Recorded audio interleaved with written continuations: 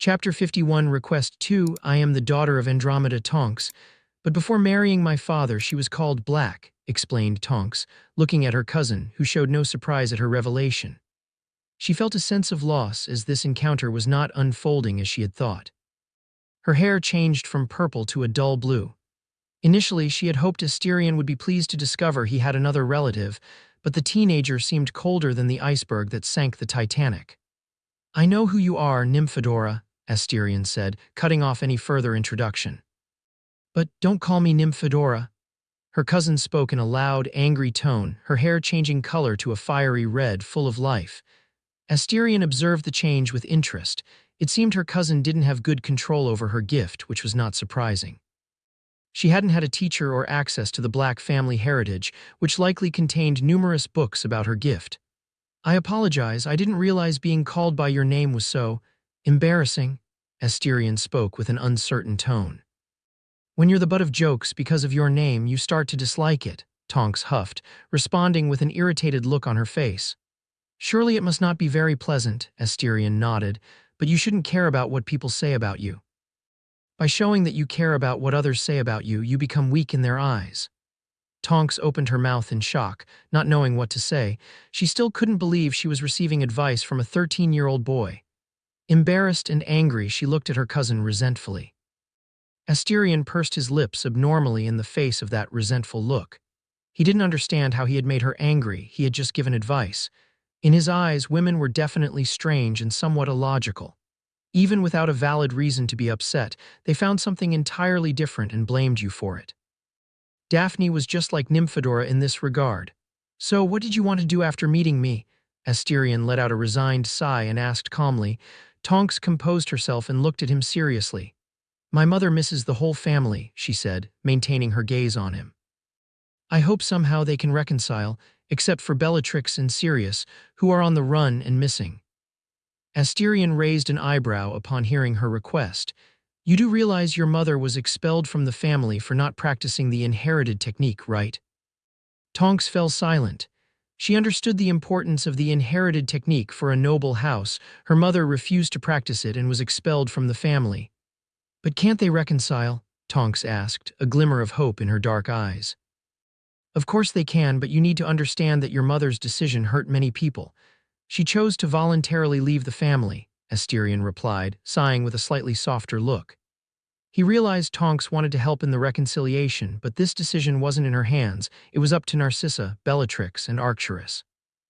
Arcturus, in particular, never showed anger towards Andromeda for her decision, at least not that he spoke of. There was only a bitter and sorrowful feeling. Tonks opened her mouth to try to refute and defend her mother's actions, but she remained silent.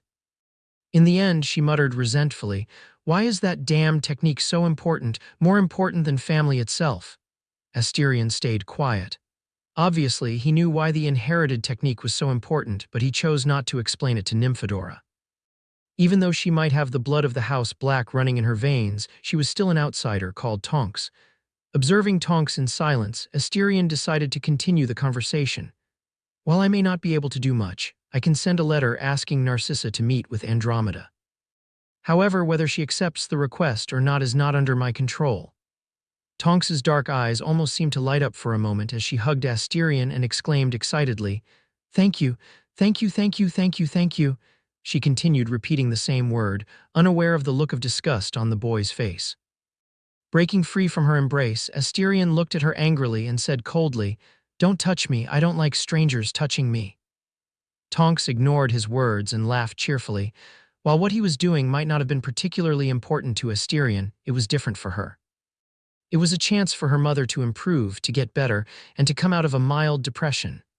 Unmoved by her joy, Asterion coldly gave the eviction order. Now go away, if they catch you in the common room, they'll want your head. Giving him a peck on the cheek, Tonks transformed back into Doria and left regardless of Asterion's face growing colder with her actions. With a cold huff, Asterion returned to reading his newspaper. For some reason, women around him seemed to enjoy provoking him above all else. Austria, Austrian Alps Nurmengard. Over the decades, with the constant increase of acolytes, the castle originally built to serve as a prison for Grindelwald's enemies had become the main gathering point for them. Countless renovations had turned Nurmengard into a vast complex, entrenched within the very bowels of the mountain it was located in. Seated at the round table, the Dark Lord known as Gellert Grindelwald observed his acolytes with a subtle smile. Rising from his chair, he addressed the assembly with a penetrating gaze. "My brothers and sisters, the promised day is near. The day when we shall finally purify our beautiful planet of these abominations." Almost fanatical expressions crossed the faces of most present. Decades of work were about to be successfully concluded. How could they not be in complete ecstasy? Grindelwald continued speaking. "When our glorious purpose is fulfilled, we shall be reborn into a world free from the risk of our children being cruelly killed by monsters. A pure world that we can truly call our own, a pure world of magic and brilliance."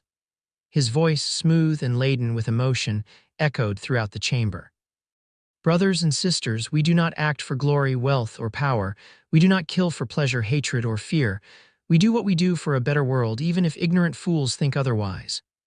Gazing at the fervent crowd of acolytes, Grindelwald clenched his fist and continued, "But I do not blame them. This corrupt society has forced them to think this way. We are their salvation and their executioners to the end." The Dark Lord concluded. Grindelwald took a deep breath and uttered, "For the greater good. For the greater good. For the greater good. For the greater good." The acolytes echoed his words in unison. "My lord, are you sure we will cooperate with them?" Aurelius, always by Grindelwald's side, questioned, his expression showing disgust at the mention of them. Grindelwald didn't respond immediately, his gaze shifting to the magnificent view through the window. Then he turned back to Aurelius with a smile. "Our organization and those lunatics will attack Hogwarts together, Aurelius. We only need the ley lines of Hogwarts to complete the final stage of our plan and nothing more," he stated, gripping his adoptive son's shoulders with his silver-eyed gaze, reminiscent of the moon. "Our purpose in this world is more important than anything else," he spoke, releasing his shoulders. He turned his gaze back to the window and continued, "If they want the life of that child with special eyes, so be it." "Are we going to help kill her?" Aurelius asked, confused. "Do you really think it's easy to kill a special-grade wizard, Aurelius?"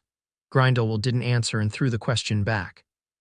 "Almost all special-grade wizards and witches are similar in strength, unless it's an extremely destructive inherited technique. I find it difficult for one special-grade wizard to kill another," Aurelius responded without hesitation. "That's right, if a special-grade wizard is determined to flee, they will flee. Few can hold a special-grade wizard for long," Grindelwald agreed with his adoptive son's words. "So if this group of lunatics attacks Hogwarts, isn't it the same as suicide? The place has 3 special-grade wizards and 2 semi-special-grade wizards." Aurelius became even more confused. "Albus Dumbledore, Rose Potter, Asterion Black, Minerva McGonagall, and Phileas Flitwick. That's why they've allied with us, but we don't underestimate them, Aurelius. Madmen often have even crazier tricks up their sleeves." Grindelwald laughed and looked out at the snowy mountains through the window. "I'm coming, Albus. You still owe me a battle to the death," Grindelwald murmured to himself with an excited smile, like a child who had finally gotten what they wanted from their parents. Next chapter, Chapter 52, A Treacherous Game of Chess 1. Chapter 53, A Treacherous Game of Chess 2. Chapter 54, A Treacherous Game of Chess 3. Chapter 55, A Treacherous Game of Chess 4. Chapter 56, Magical Self-Defense Tactical Training Class 1. Chapter 57, Magical Self-Defense Tactical Training Class 2. Chapter 58, Magical Self-Defense Tactical Training Class 3. Chapter 59, Magical Self-Defense Tactical Training Class 4. Chapter 60, School Council. Chapter 61, Mission 1. Chapter 62, Mission 2. Chapter 63, Mission 3. Chapter 64, Mission 4. Chapter 65, Mission 5. Chapter 66, Consequences of the Attack 1. Chapter 67, Consequences of the Attack 2. Chapter 68, Invasion of Hogwarts 1. Chapter 69, Invasion of Hogwarts 2. Chapter 70, Invasion of Hogwarts 3. Chapter 71, Invasion of Hogwarts 4. Chapter 72, Invasion of Hogwarts 5. Chapter 73, Invasion of Hogwarts 6. Chapter 74, Invasion of Hogwarts 7. Chapter 75, Invasion of Hogwarts 8. Chapter 52, A Treacherous Game of Chess 1. 3 weeks. That was the time he searched for the Chamber of Secrets. But the place was nowhere to be found in Hogwarts, as if it had completely vanished from the face of the earth. If it weren't for the Sorting Hat stating that the Chamber of Secrets existed, Asterion would have doubted its existence in this reality. Rhythmically tapping his fingers on the table, Asterion delved into deep thoughts. If the Chamber of Secrets wasn't in Hogwarts, there was only one place it could be, the Forbidden Forest. Even if I don't follow the canon, will I be dragged into it eventually? Asterion murmured to himself as he watched the orange flames of the fireplace. The comforting crackle of the flames seemed to bring him an inexplicable sense of calm. But it won't be so simple to drag me into this mess, Asterion murmured with a cold smile as he continued to contemplate the spectacle of the flames. It was a game involving Dumbledore, Voldemort, and himself, each with their distinct objectives. Dumbledore manipulated Hogwarts as if it were a chessboard, with the Philosopher's Stone as the prize for whoever could take down his queen, all with the purpose of luring Voldemort out of the hole he called a hideout. Even aware that it was a trap set for him, Voldemort chose to participate in the game in the hope of regaining his body. Whether Dumbledore or Voldemort, both trusted their own lives to win in this game of manipulation, lies, and power. But Asterion had no intention of becoming a mere pawn in the hands of two extremely powerful and experienced wizards. He knew he wouldn't stand a chance against Dumbledore and Voldemort when it came to manipulation. After all, at just 13 years old, he definitely didn't have the same experience or patience needed to manipulate everything and everyone like they did. But don't blame me for flipping the chessboard when I lose patience, Asterion said, resting his head on his hand and displaying a sarcastic and ironic smile. He was determined not to submit to the plays of Dumbledore and Voldemort, even if it meant challenging the rules of the game. Headmaster's office. Rose observed the office with great curiosity, but after a moment of analysis, she found nothing particularly interesting. It seemed just like a typical office of an elderly man, filled with portraits, common objects, and many books. "Rose, thank you for coming." Dumbledore greeted her with a smile, but she only smiled back, not bothering to respond. She sat in the chair across from him and stared at him with her radiant blue eyes. "Would you like something to drink, Rose?" He offered with a gentle smile and a warm look. "No, thank you. I've learned not to accept sweets from strangers, especially from suspicious old men," Rose replied, her smile tinged with sarcasm. "Well said." Dumbledore laughed, taking a sip of his honey tea. He ignored the provocative words of the 13-year-old. Then he looked seriously at Rose and asked, "What do you think of the wizarding world, Rose? From what I've seen, it's a rather backward, prejudiced, and quite authoritarian world, in my opinion." Rose responded, keeping her gaze fixed on Dumbledore. Dumbledore nodded, continuing. "Part of this is due to magical secrecy, which prevents Muggles from knowing about the existence of magical beings. Both worlds haven't delved deep enough. England, in particular, is one of the most conservative countries in this aspect. Many of our laws haven't been altered in over 4 centuries, a time when the nobility held particularly powerful sway." The expression "particularly powerful" was a euphemism on Dumbledore's part. 400 years ago, Muggle-born wizards couldn't ascend in the magical society. Without money, many were forced to return to the Muggle world, unable to continue their studies or research. It was a time when blood determined everything. Blood meant power, wealth, and status. Without it, you were just a dirty, hungry peasant. "My magical history teacher is Professor Binns," Rose commented with a bored tone. Dumbledore wasn't offended by her words. Stroking his long white beard, he looked at the girl with grandfatherly tenderness and let out a low chuckle. "Patience is a virtue, Rose. There will be moments in your life when you'll need it." Rose rolled her eyes at his words. Patience was the last thing she had at that moment. All she wanted was to leave and perhaps tease Asterion a bit. She enjoyed trying to change that perpetually cold expression on his face. Noticing Rose's growing impatience, Dumbledore shook his head and continued. "With my status as Chief Warlock of the Wisengamot, I granted some rights to Muggle-borns and half-bloods, which threatened their status, angering the nobility. As you may have read in some books, unfortunately, this eventually led to war. A war because I granted 1% of the rights that belonged to the noble class to those who truly needed them. This enraged them so much that they embraced Voldemort as their leader, largely in part due to his connection with Salazar Slytherin. Combine an extremist and an equally extremist ideology, and the result is genocide against Muggles, Muggle-born wizards, and half-bloods, along with some pure bloods." Rose's eyes grew particularly cold at the mention of Voldemort, her parents' killer. "Why are you telling me this?" she asked, sitting up straight in the padded seat. Rose, when I'm gone, the nobility will regain all the power they had before. Nearly 50 years of work will be thrown away. People need a leader, someone to protect their rights, Dumbledore explained bluntly.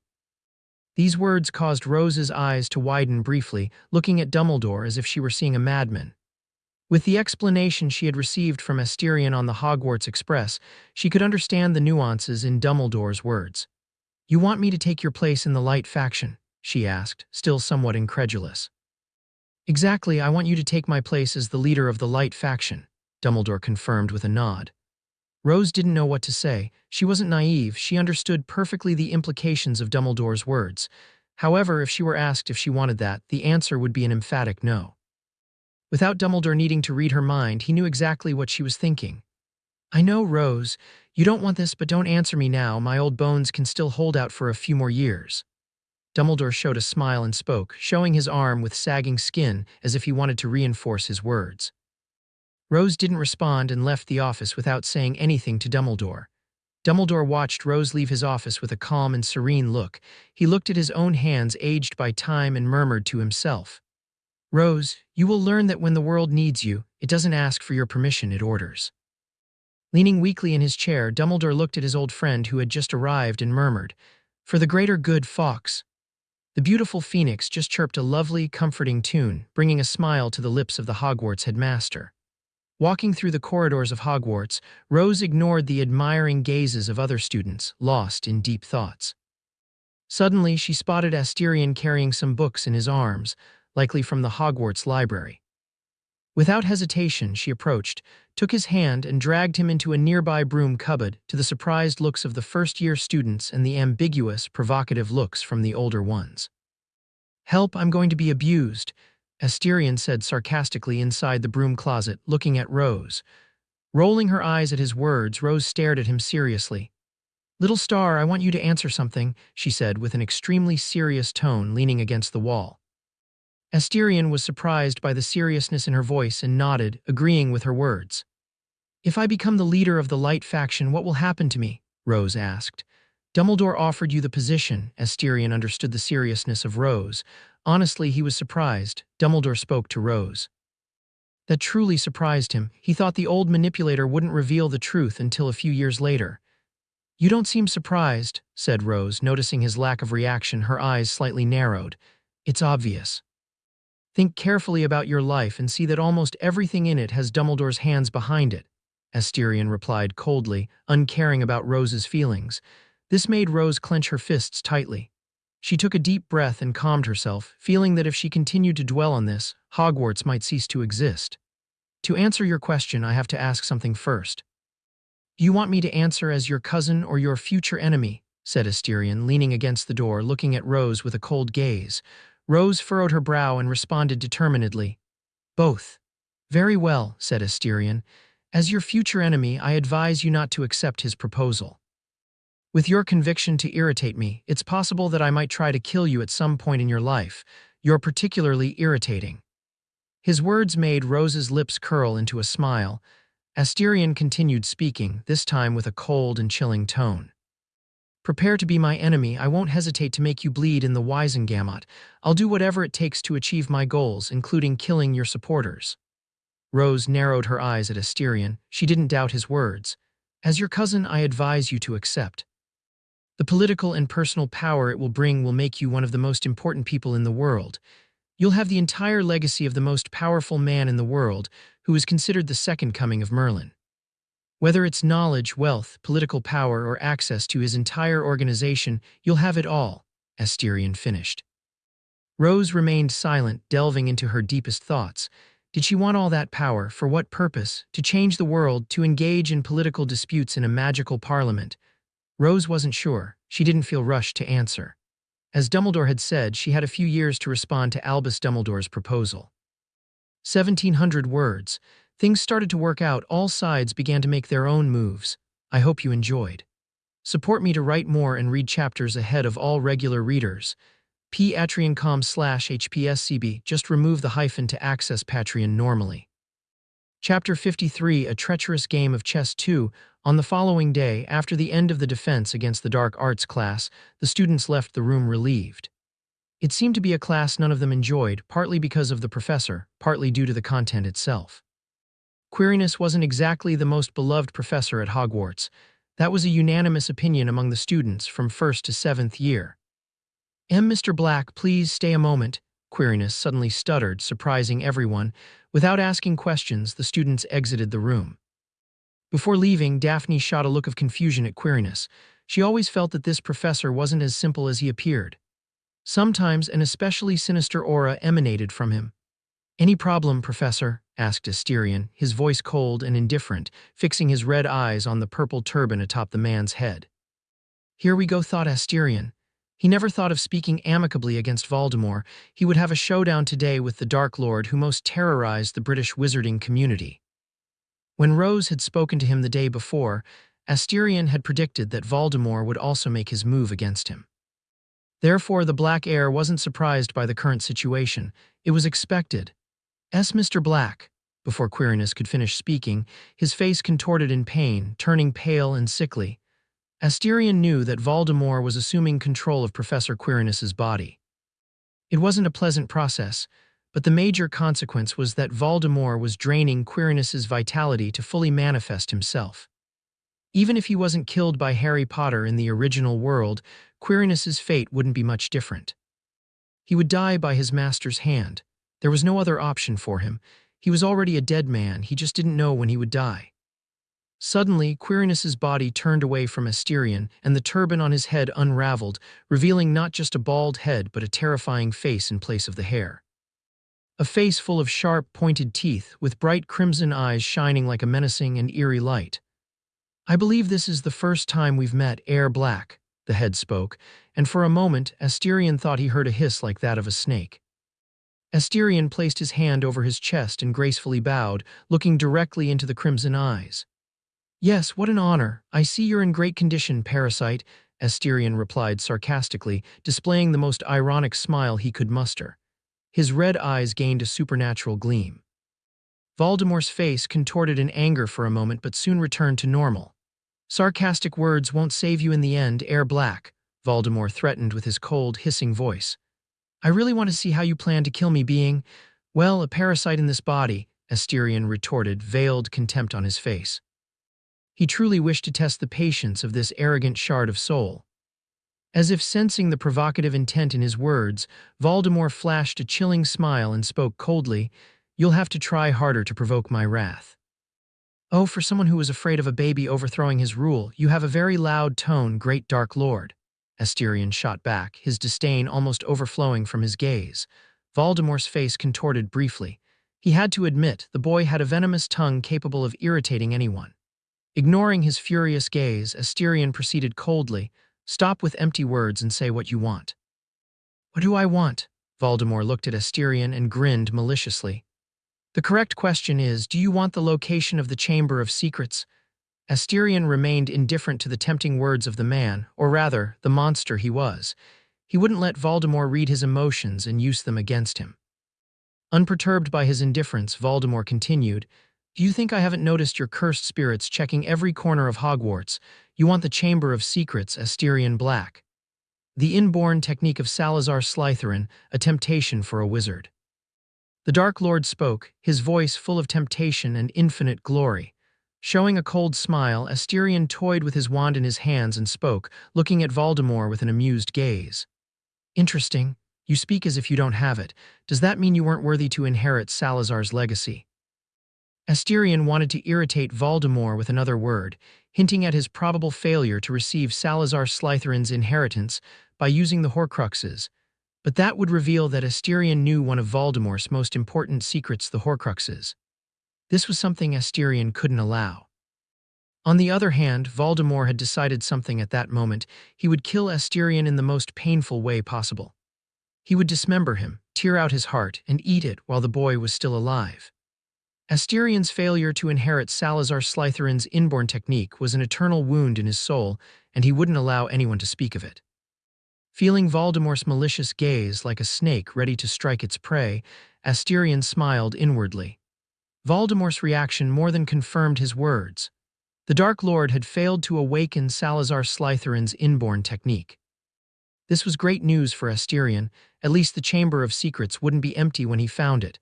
Looking at Voldemort in silence, Asterion had a clear advantage over the Dark Lord, and that was comforting. So, how do you intend to seduce me to your side? But I'll tell you now, it's better not to waste my time. Otherwise, Asterion didn't need to finish for Voldemort to understand the nuances in his words. A curtain of shadows unfolded behind him, and the gigantic eyes of Nidhogg stared at Voldemort. In Asterion's shadow, Baskerville opened its hundreds of red eyes, staring at Voldemort with an eager and sadistic gaze. Both cursed spirits were ready for a battle to the death.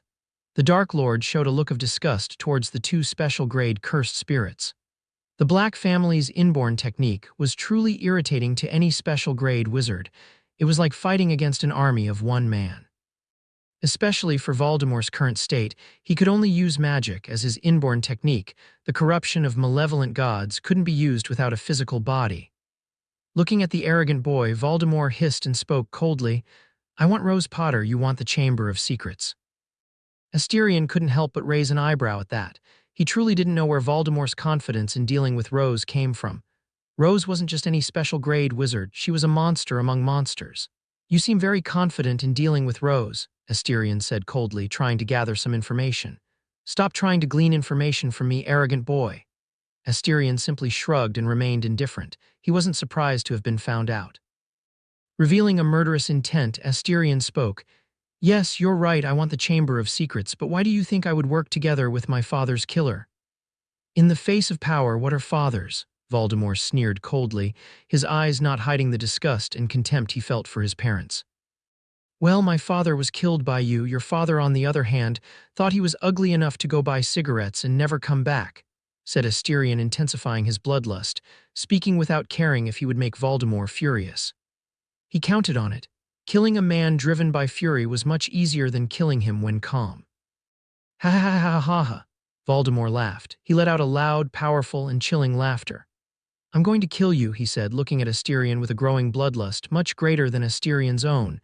Asterion showed no fear and raised his hand, pretending to tremble it as if he were afraid. "See, I'm shaking in my boots," he said sarcastically. As Asterion finished his sentence, a bolt of red energy shot towards him, the crackling sound reverberating through the classroom. Asterion, still holding his wand, didn't hesitate and retaliated with the same lightning spell, but his bolt was of a vibrant blue. The two bolts collided in the air, generating plasma that dispersed in all directions. Asterion intensified the output of magical energy, causing the blue bolt to gain the upper hand over the red bolt in the tug-of-war. Voldemort attempted the same, but he was merely a fragment of a soul parasitizing a body that wasn't his own. The more Voldemort used Quirinus's magic, the closer the man was to death. This weakened the Dark Lord's magic to the bare minimum. Realizing his advantage, Asterion didn't hesitate, continuing to cast smaller bolts while maintaining the main bolt. The blue bolts struck the walls, leaving charred trails and partially melting them. Asterion showed no mercy. He commanded Baskerville to attack alongside Nidhogg. With a sadistic laugh, Baskerville emerged beside Voldemort, using the Dark Lord's own shadow to move, and opened its huge mouth, filled with sharp teeth, ready to devour him with a single strike. Realizing the imminent danger, Voldemort used his other hand to cast a wandless and silent spell. Like an invisible magical blade, the spell sliced through the air and collided with the enormous demonic dog, and to the Dark Lord's surprise, the dog swallowed the spell as if it were a tasty snack. Baskerville, mocking Voldemort, laughed sadistically as it continued its attack, always aiming for the opponent's blind spots. Voldemort was forced to transform into a black mist and hover in the air to avoid the creature's relentless attacks from 100 eyes. Nidhogg, wreathed in lightning, quickly occupied a large part of the classroom and attacked from all sides with its powerful electric discharge. Asterion, protected by his armor, remained unscathed by the cursed spirit's red bolts, while Voldemort was assailed by bolts capable of melting steel. Asterion raised his wand, following Voldemort's movements, and waved it while chanting the spell, Lacernum Inflammary. An explosion of high-temperature flames blocked Voldemort's advance. To Asterion's surprise, Voldemort manipulated the flames to his advantage, creating an immense serpent of fire that collided with Nidhogg, spreading fire and lightning throughout the classroom, which was on the verge of ruin. If it weren't for Hogwarts' magical resilience, This part of the castle might have been destroyed long ago. Feeling the heat of the flames emanating from the fire serpent, Asterion began to float in the air, closely following Voldemort, using his flying cloak. He attacked alongside Baskerville, casting numerous attack spells and causing the two serpents to entwine with each other.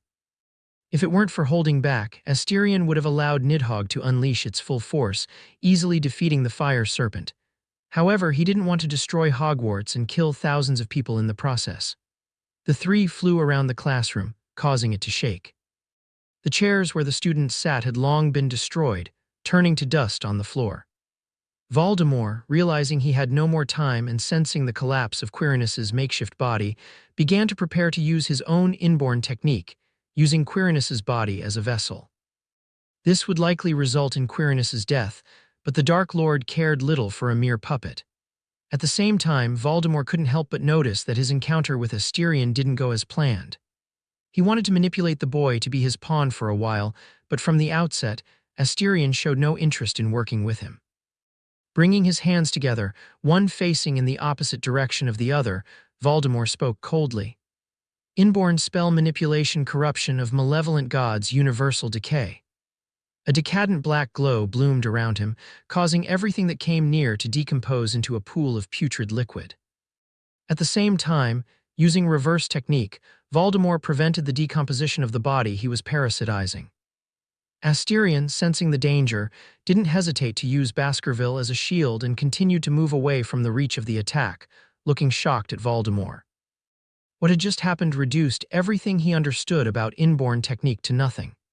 Even Baskerville's high magic resistance was not enough to fully block the inborn technique, melting a third of the demonic dog. Voldemort seized the chance as Asterion retreated and disappeared behind a pillar, likely one of the numerous secret passages. Asterion didn't prevent the escape and landed on the ground. The fire serpent fighting against Nidhogg lost its magic supply and dissipated into an explosion of flames. It wasn't all bad. I discovered a lot of important information, but... Looking at the ruined classroom, Dumbledore will surely want me to pay for this. Chapter 54, A Treacherous Game of Chess 3. As Asterion contemplated the situation at hand, he noticed the arrival of two individuals, followed by the arrival of a man in a blue robe. Minerva McGonagall, a witch of semi-special grade, Filius Flitwick, a wizard of semi-special grade. Albus Dumbledore, the most powerful man in the world. Seeing Dumbledore arrive last, Asterion internally scoffed. As heir to the House of Black, he had access to the barrier protecting Black Manor. One could say that within the mansion, Asterion could see and feel anything within the mansion's perimeters. Hogwarts was no different from Black Manor in this aspect. Dumbledore absolutely knew that a fight was happening in the classroom, but chose to watch the show from the sidelines. "Mr. Black, what in Merlin's name happened here?" Professor McGonagall asked, shocked, looking at the destruction in the classroom. Showing a pensive look, Asterion decided it was time for a bit of politics. He needed to exert pressure on the school council, and this was a great opportunity for it. "I should be asking that, Professor. Why in Merlin's name was I attacked by a teacher?" he asked, causing Filius and Minerva to widen their eyes. "Was it Professor Quirinus, Mr. Black?" Professor Flitwick asked with a deep tone. Even his small stature couldn't hide the coercion of a wizard of semi-special grade. The wizard's reasoning was obvious. They were in the defense against the dark arts classroom. Looking at Dumbledore still in silence, Asterion nodded, confirming his words, and added, "Indeed, Professor. It was Quirinus Quirrell. He attacked me when I refused to participate in his conspiracy." "Conspiracy?" Both of them were surprised. "Yes, he wanted me to participate in an attack against Rose Potter," Asterion spoke, leaving the two professors even more surprised and equally confused. Why would Professor Quirrell attack Lady Potter?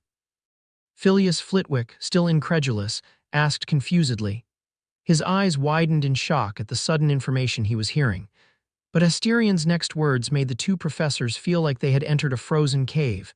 A chill ran down their spines as a rare look of fear reflected in their eyes. "That's because it's not Quirinus but Voldemort himself, parasitizing Professor Quirrell's body." That, whether Filius or Minerva, they didn't know what to say at this moment. They had so many doubts in their minds that they couldn't formulate a sentence at this moment. "That is certainly terrible news, Asterion," Dumbledore spoke, drawing everyone's attention. His blue eyes gazed at Asterion with a gentle and kind look.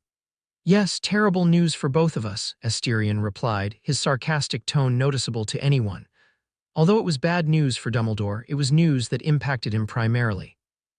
Asterion was certain that if news of Voldemort's return spread, some idiots from the Pure Blood faction would follow their old leader without hesitation. Never underestimate people's hatred and extremist ideology. But all of this was bad for Asterion.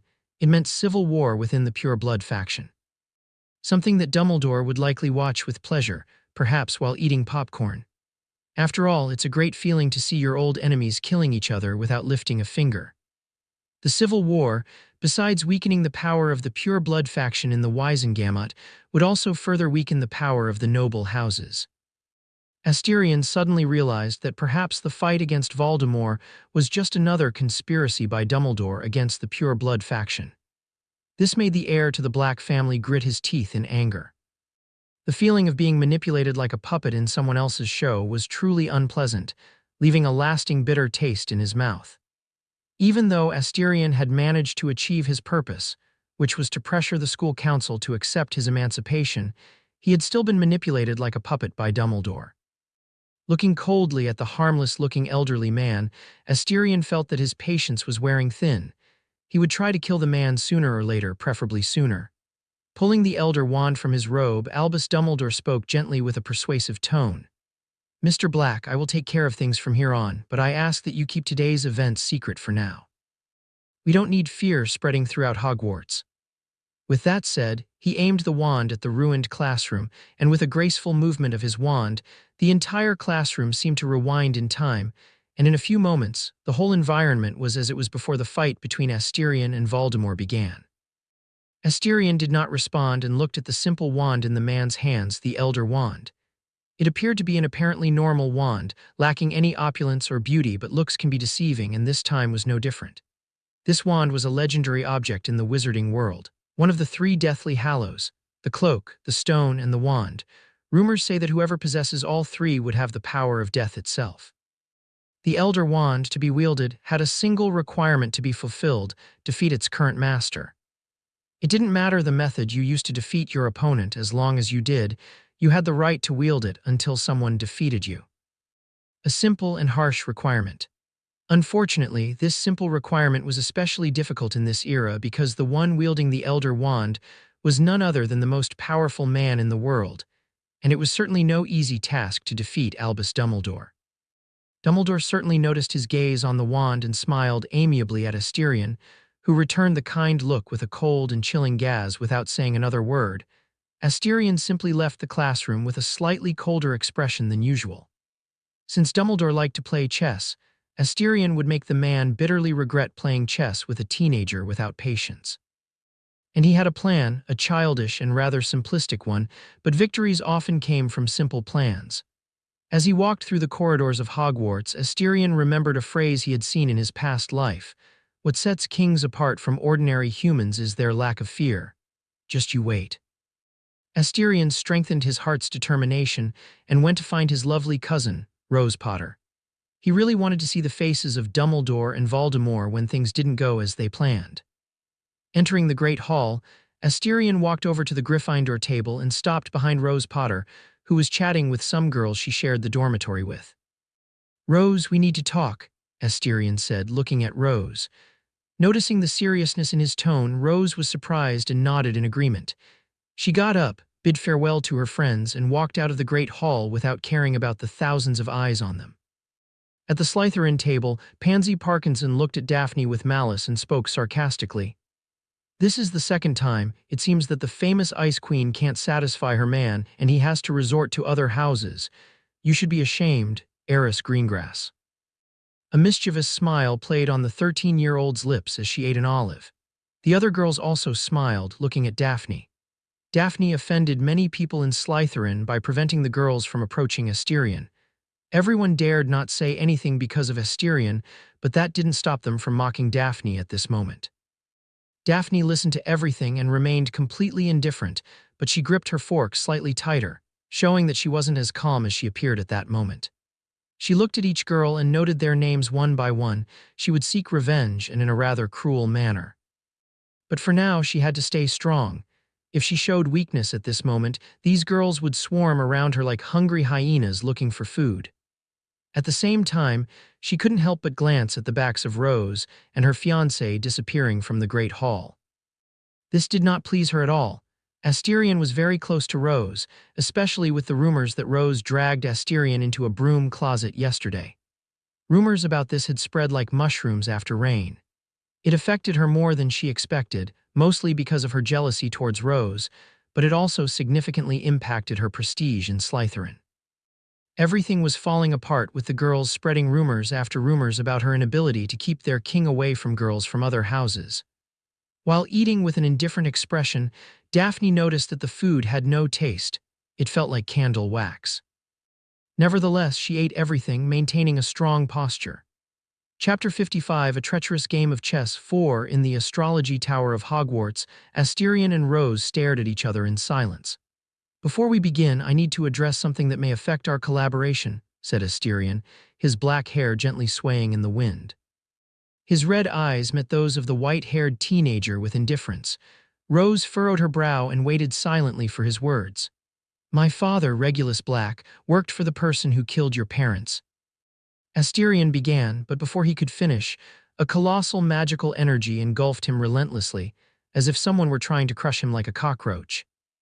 Asterion showed no weakness and released an equal amount of magical energy, colliding with Rose's pressure.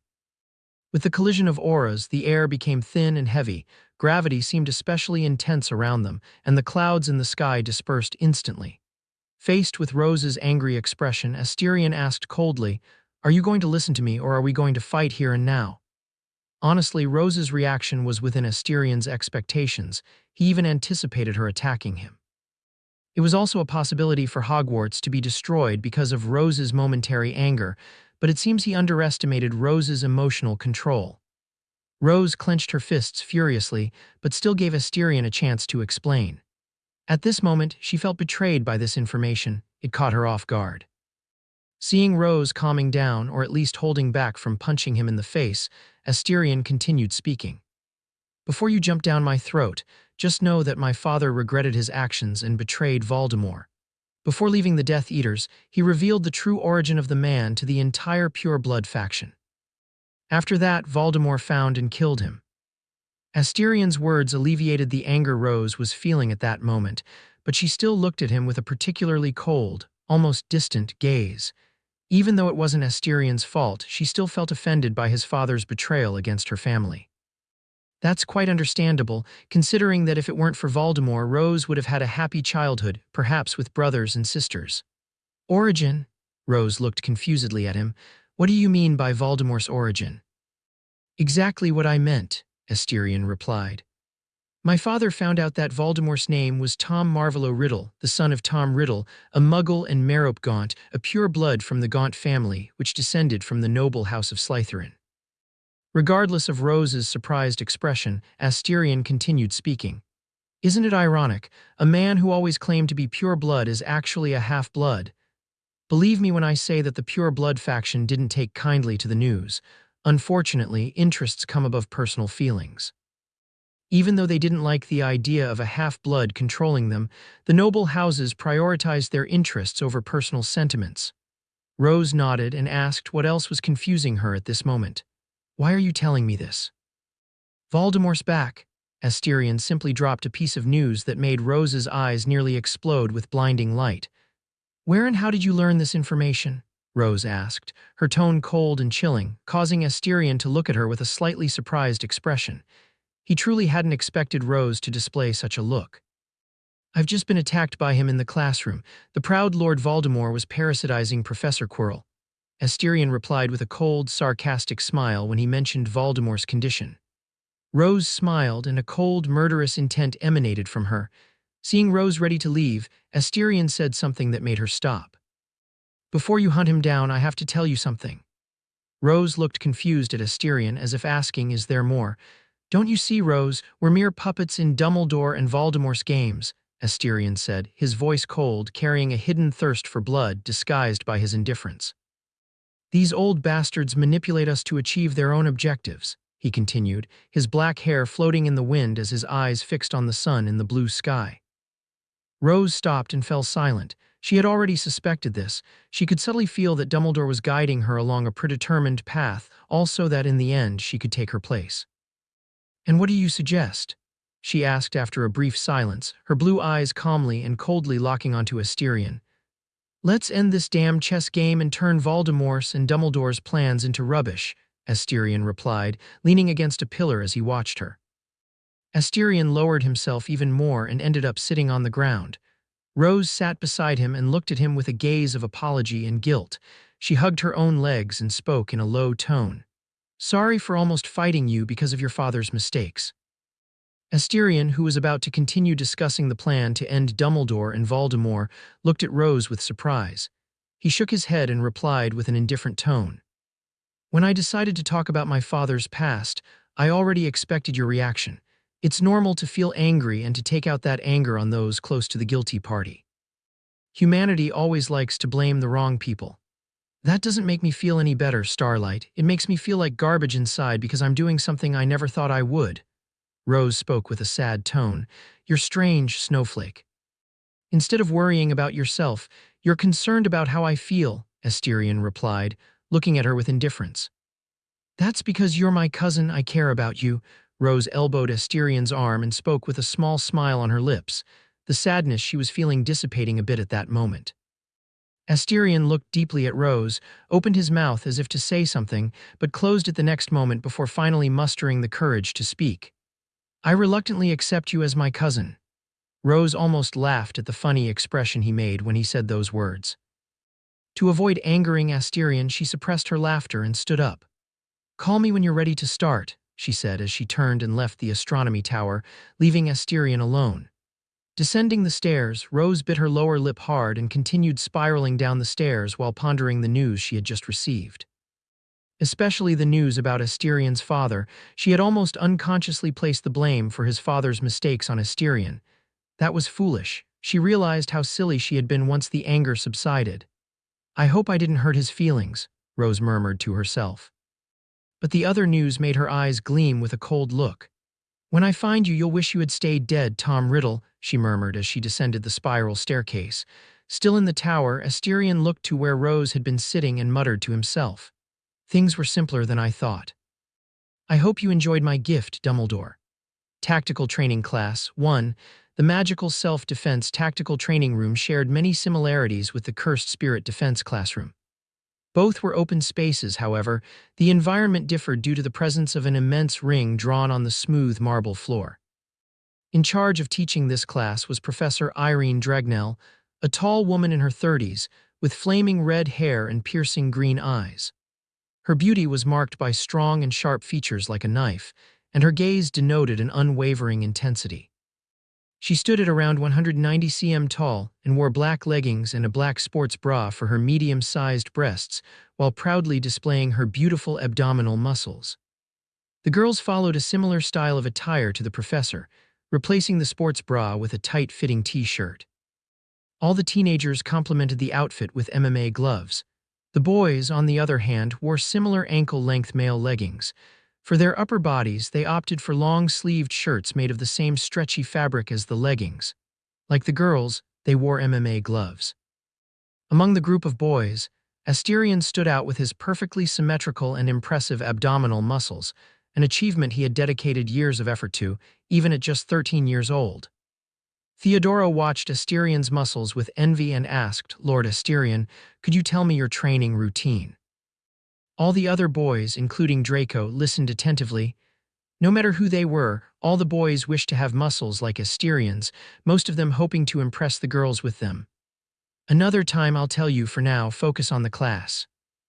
Putting on the MMA glove, Asterion shook his head and replied. Suddenly, his gaze fell on the group of skinny boys in Gryffindor, though one boy in particular stood out with a swollen thumb in his group. He was tall for his age, surpassing Asterion.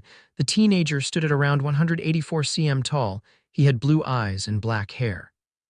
He possessed an enviable physique for any man, with perfect muscles in every corner of his body, almost as if he was born for it, fighting. Asterion recognized the boy. Neville Longbottom. It wasn't surprising that this was the only class he could enjoy without needing magical energy.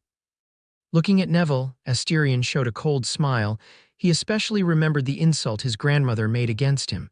Now was a good time to return the favor from 3 years ago. As Asterion plotted his malicious plan, the eyes of almost all the boys focused on the professor. Mainly fixated on certain parts of her body that were accentuated by the leggings and sports bra. Some even secretly fell in love with the teacher, after all. What teenager has never fallen in love with that beautiful teacher? In the girls' group, Tracy glanced at Asterion and swallowed hard, feeling a wave of heat that made her use her hand as a fan.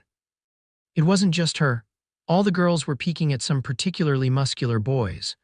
Although the Slytherin girls were only looking at the Slytherin boys. Considering their age and natural interests in boys, it wasn't surprising that they acted this way. "I already love this class," Tracy murmured, displaying a mischievous smile on her lips.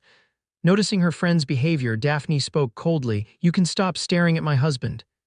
"Don't be selfish, Daph, we're just looking," Tracy replied, indifferent to her friend's discomfort, and continued with a mischievous smile. She continued speaking, but with a touch of envy in her voice. "But honestly, I envy you, Daph. If it were me, I'd be touching those muscles all the time." Daphne snorted coldly but remained silent, though she glanced at Asterion while biting her lower lip. She didn't need to look around to know that all the Slytherin girls and girls from other houses were stealing glances at Asterion. Having a handsome husband was very dangerous in an environment full of girls with constantly flourishing hormones. Giving a resentful look at Asterion, Daphne focused on the class, seeing that the professor was about to speak. "Good afternoon, students," she spoke, her voice echoing for all regardless of distance. "I am Irene Dragnell. As the name of this class indicates, you will be learning to fight with me," she said, looking at everyone with a calm and confident gaze. She ignored the not-so-discreetly excited looks from the boys falling over her body. It was no news to her that she was quite an attractive object for teenagers. For some reason, boys always seemed to be interested in older women. Although she thought it might partly be because of her mature body, smiling somewhat coldly, she continued. "Unfortunately, today we will not be using reinforcement magic. I don't want to see any broken bones on this first day." Upon hearing about the possibility of breaking bones, most students showed a fearful look, remembering they would have the second Cursed Spirit Defense class next week. "Some of you may be thinking that learning to fight is useless since you are wizards and can use magic, but you are completely wrong," Irene spoke as she walked to the center of the ring. "I want you to understand that cursed spirits and dark wizards won't stand still waiting for you to hit them with your spells. They move swiftly and can kill you with the smallest of mistakes. Cursed spirits, in particular, have always engaged in physical fights due to their low intellect, and their bodies are hard, resilient, and regenerate quickly," she continued explaining, disregarding the students' feelings. Irene looked at everyone and spoke with a smile. "So it's essential that you specialize in hand-to-hand combat, especially those who wish to become aurors. It's an important requirement to score at least an O in magical self-defense tactical training to qualify for the chance to participate in the Ministry of Magic's exams."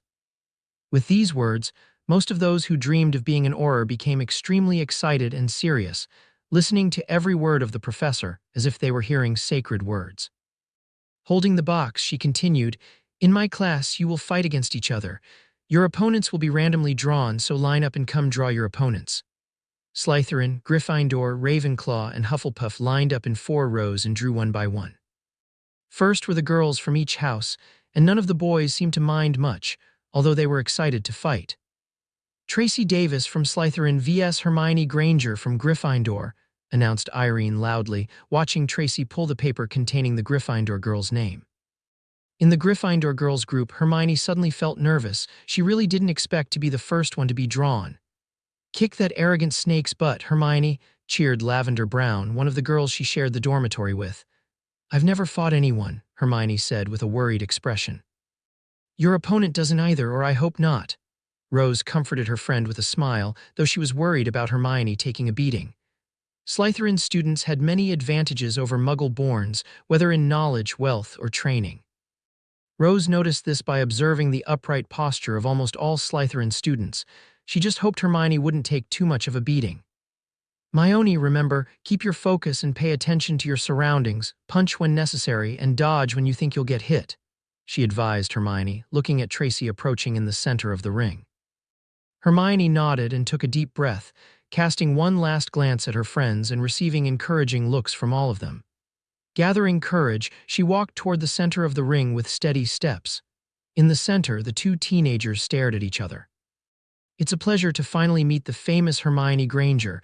You're quite well known in Slytherin for keeping up with Astai and Rose Potter in earning points," Tracy spoke amiably.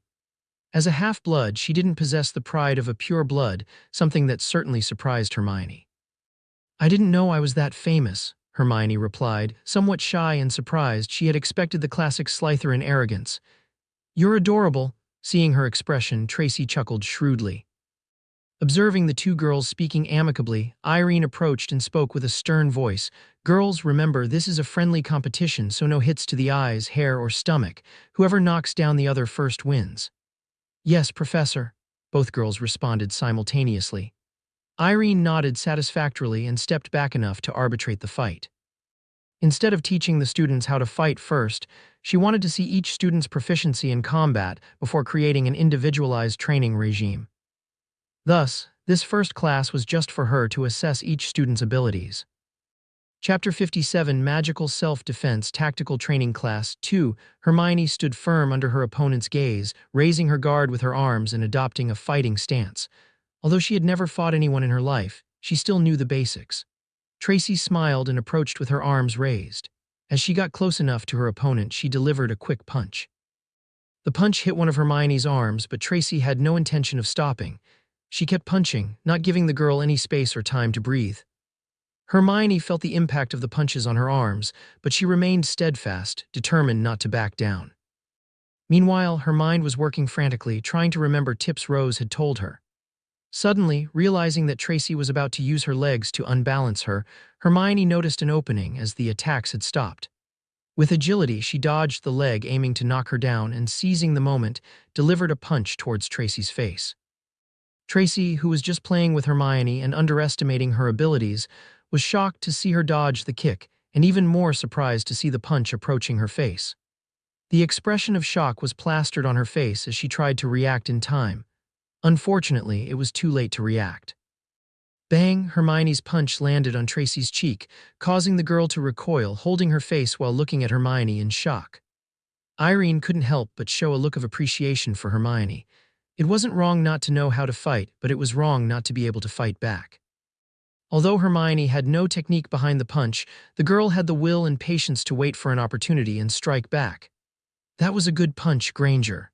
Wiping her cheek with the back of her hand, Tracy spoke, laughing, "But I won't underestimate you again." Tracy assumed a serious and focused expression. She wouldn't underestimate Hermione a second time. She quickly approached and delivered a fast and precise punch. Bang! Hermione didn't even have time to react as the punch struck her on the chin, rattling her brain. She tried to stay balanced, but it was difficult when the world around her seemed to be moving. Tracy didn't stop there. She forcefully kicked Hermione's leg, causing the already dizzy girl to fall to the ground with a loud thud. On the ground, the curly-haired girl couldn't help but look up at the ceiling with a dazed expression. Although she knew her chances of winning were slim, she didn't think it would only last a few minutes after it started. Suddenly, a hand appeared in front of Hermione. She grabbed it and got up. "That was a good fight, Granger. I hope you'll have improved by the next class." Tracy spoke amiably, her smile easing the feeling of loss within Hermione by a great deal. "Next time, it won't be so easy to take me down, Tracy." Hermione looked at Tracy with a serious and determined look. "I'm looking forward to it, Granger," Tracy replied, stepping back and returning to the group of Slytherin girls. Hermione returned to the Gryffindor girls' group with a bit of embarrassment, but no one mocked her. They even encouraged her to try again in the next classes. "Good job, Myoni. You managed to land a punch on her." Rose congratulated her friend with a smile as she put her arm around her neck. "I still lost," Hermione replied, feeling a bit embarrassed to be praised despite losing. Rose shook her head and laughed. "Don't worry about it. No one is born knowing how to fight." Hermione nodded and continued watching fight after fight of the girls, recording all the scenes and reviewing them using her innate technique, which she called the. She promised herself that she wouldn't be so passive in the next fight. Daphne Greengrass from Slytherin versus Rose Potter from Gryffindor, Irene announced after observing the note in Daphne's hands. Seeing Rose walk nonchalantly towards the center of the ring, Daphne shot a cold glance at the girl with white hair, aware that she was being underestimated. Before entering the ring, Daphne approached the group of Slytherin boys, to the surprise of many, including the professor. Facing Asterion, Daphne wrapped her slender arms around his neck and kissed him, causing shock to everyone around. Irene couldn't help but feel that Daphne was deliberately flaunting her relationship for all the girls around, as if she were claiming who belonged to him. At the same time, Irene felt an almost irresistible urge to punch Daphne. The scene before her was striking for someone single like herself. After parting their lips, Daphne gave another kiss, but this time more chaste, and looked deeply into Asterion's eyes as if expecting something. In the next moment, "Good luck in the fight, Daph," Asterion said with a gentler tone this time. Daphne felt energized in that moment upon hearing that, and proudly walked towards the center of the ring. "I must say that was an interesting display, albeit somewhat childish," Rose commented with her arms behind her head, her gaze falling upon the blonde with cold eyes tinged with annoyance. There was a smile on her lips capable of irritating even the blind. Asterion held a special place in Rose's heart. He had been the first relative she had known outside of the Dursleys. His sarcastic and straightforward personality was like a breath of fresh air amidst her disastrous family life. She had somewhat latched onto him during her time at Hogwarts. She couldn't help but feel a pang of discomfort witnessing the display of affection between Asterion and Daphne, especially the gentle look he directed towards her. It was a look he had never offered her. Though reluctant to admit it, an uncomfortable sensation of jealousy began to take hold within her. "Jealous? If you want, I can ask him to kiss a napkin and give it to you so you can indulge in your lonely nights. What do you think?" Daphne asked sarcastically, her eyes as cold as a snowstorm. Rose's smile almost faltered for a moment as the white-haired girl looked at Daphne with a slightly icy gaze. "I think I'll enjoy punching your face," she replied, clenching her fists with a smile on her lips. "It seems we have similar thoughts, Snowflake," Daphne retorted, assuming an attack position. Rose also took an attack position. She felt certain she would enjoy wiping the arrogant smirk off the blonde girl's face. Chapter 58, Magical Self-Defense Tactical Training Class 3. Chapter Daphne struck first with a kick. Rose easily defended against the attack with her arms while delivering a punch towards her opponent. Daphne swiftly dodged, shifting slightly to the side. She then stepped back and looked at Rose with a dignified gaze. Fast. That was Daphne's initial thought about Rose's strikes. Her second thought was that there was no hesitation or fear in Rose's movements. If it weren't for the extraordinary perception she possessed because of the Greengrass house's inborn technique, it would have been difficult for her to evade the attacks of the girl with white hair. "Looks like someone's good at dodging," Rose taunted with a smile on her face. The Greengrass heiress coldly huffed and swiftly approached her, delivering quick and precise punches. Completely relaxed and unconcerned, Rose, with her hands behind her back, easily dodged the attacks with an extremely provocative smile. She circled around Daphne and leaned back as she whispered, "I'm going to show off a bit for your boyfriend. Hope you don't mind." Daphne's eyes nearly instantly began to gleam with a cold light, a green aura spreading around her like an ethereal flame burning silently. The smell of ozone filled the classroom, and flashes flickered around Daphne. The thunderous sounds of thunder echoed. The Greengrass house's inborn technique involved controlling natural phenomena, such as natural disasters, at the highest levels of mastery of the inborn technique. Daphne manipulated the lightning bolts as if wielding a weapon, aiming them at Rose, who still smiled nonchalantly. Without hesitation, she fired. Clearly, Rose easily dodged the attack and continued to evade the dozens of lightning bolts fired at her sequentially. Rose could have used the Limitless to become invincible, but she chose to dodge all the attacks to further irritate the Slytherin blonde. "Princess, you need to aim properly, otherwise you won't hit me." Rose pointed to the center of her own forehead and taunted while dodging a lightning bolt that nearly grazed her right cheek. Daphne stopped shooting lightning and focused on the atmosphere around Rose, making the air thin and heavy until she essentially created a vacuum in the space around her, wanting to see what Rose would do without air. Rose noticed the change in the atmosphere almost instantly. She didn't intend to let Daphne do as she pleased and reached out, then clenched her hand tightly.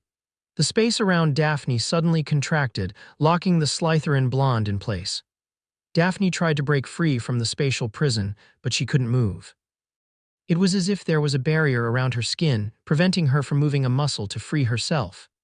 The vacuum zone she wanted to create dissipated without her support, causing the air around Rose to return to normal. That was risky, Princess. Well, risky is a strong word, but let's just say it was amusing. Rose walked up to Daphne and spoke provocatively. Their faces were dangerously close. Daphne's eyes practically gleamed with fury.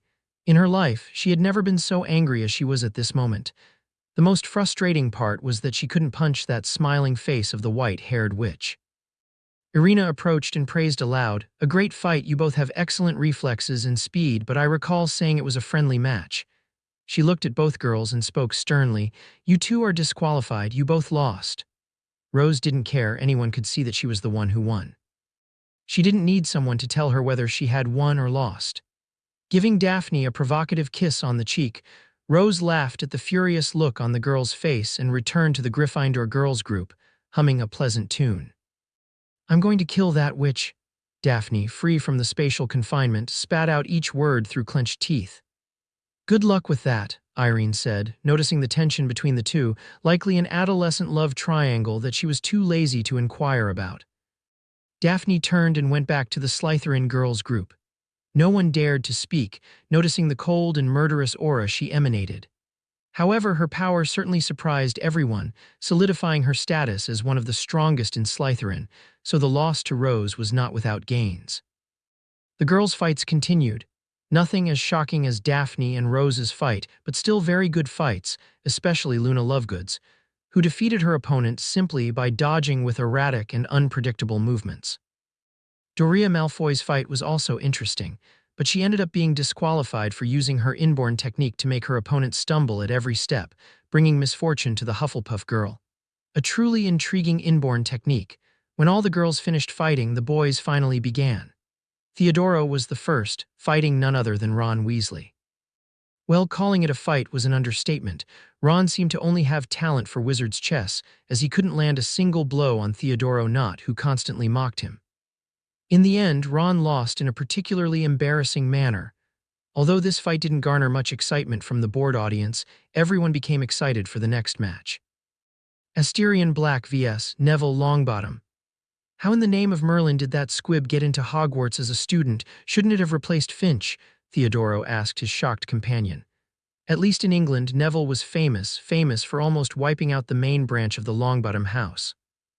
If Neville's son didn't possess magical abilities, the main branch would be officially declared extinct, and the side branch would take over the Longbottom house.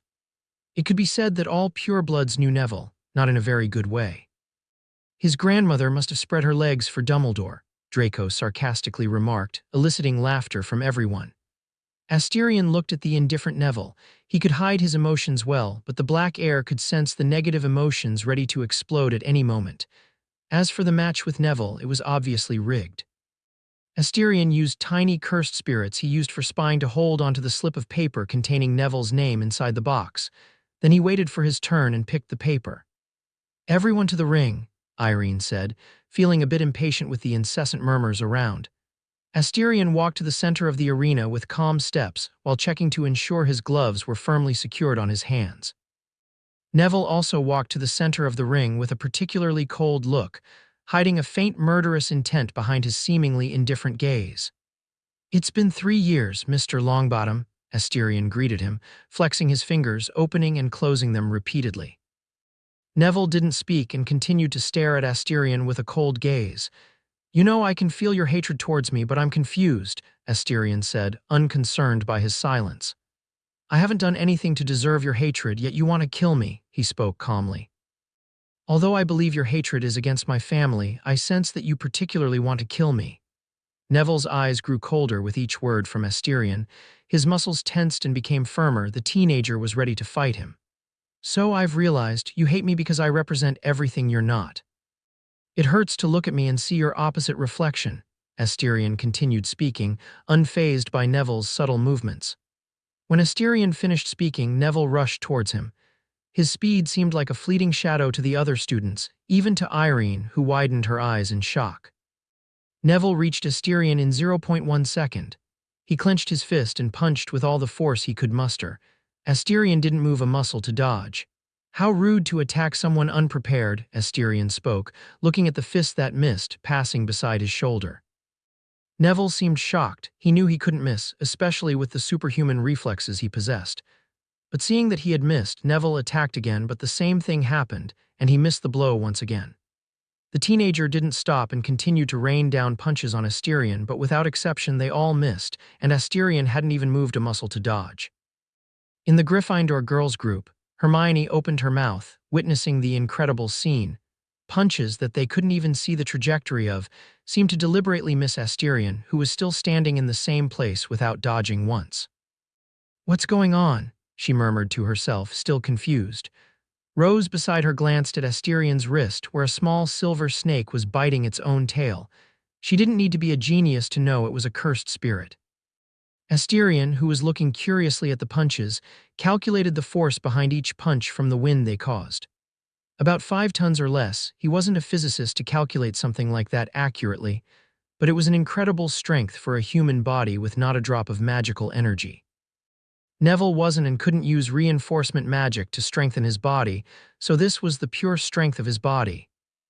An amazing achievement, but this wasn't the universe of One Punch Man, where Saitama could defeat everything with one punch. In most anime and similar universes, physical strength always took second place, losing only to the energy of the universe itself.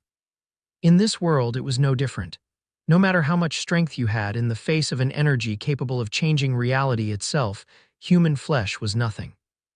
For example, Asterion stood still while using Ouroboros to manipulate fate, changing the fate of each of Neville's punches, causing him to miss each one. Certainly, Asterion himself admitted that using Ouroboros to manipulate the fate of mere punches was at the very least futile.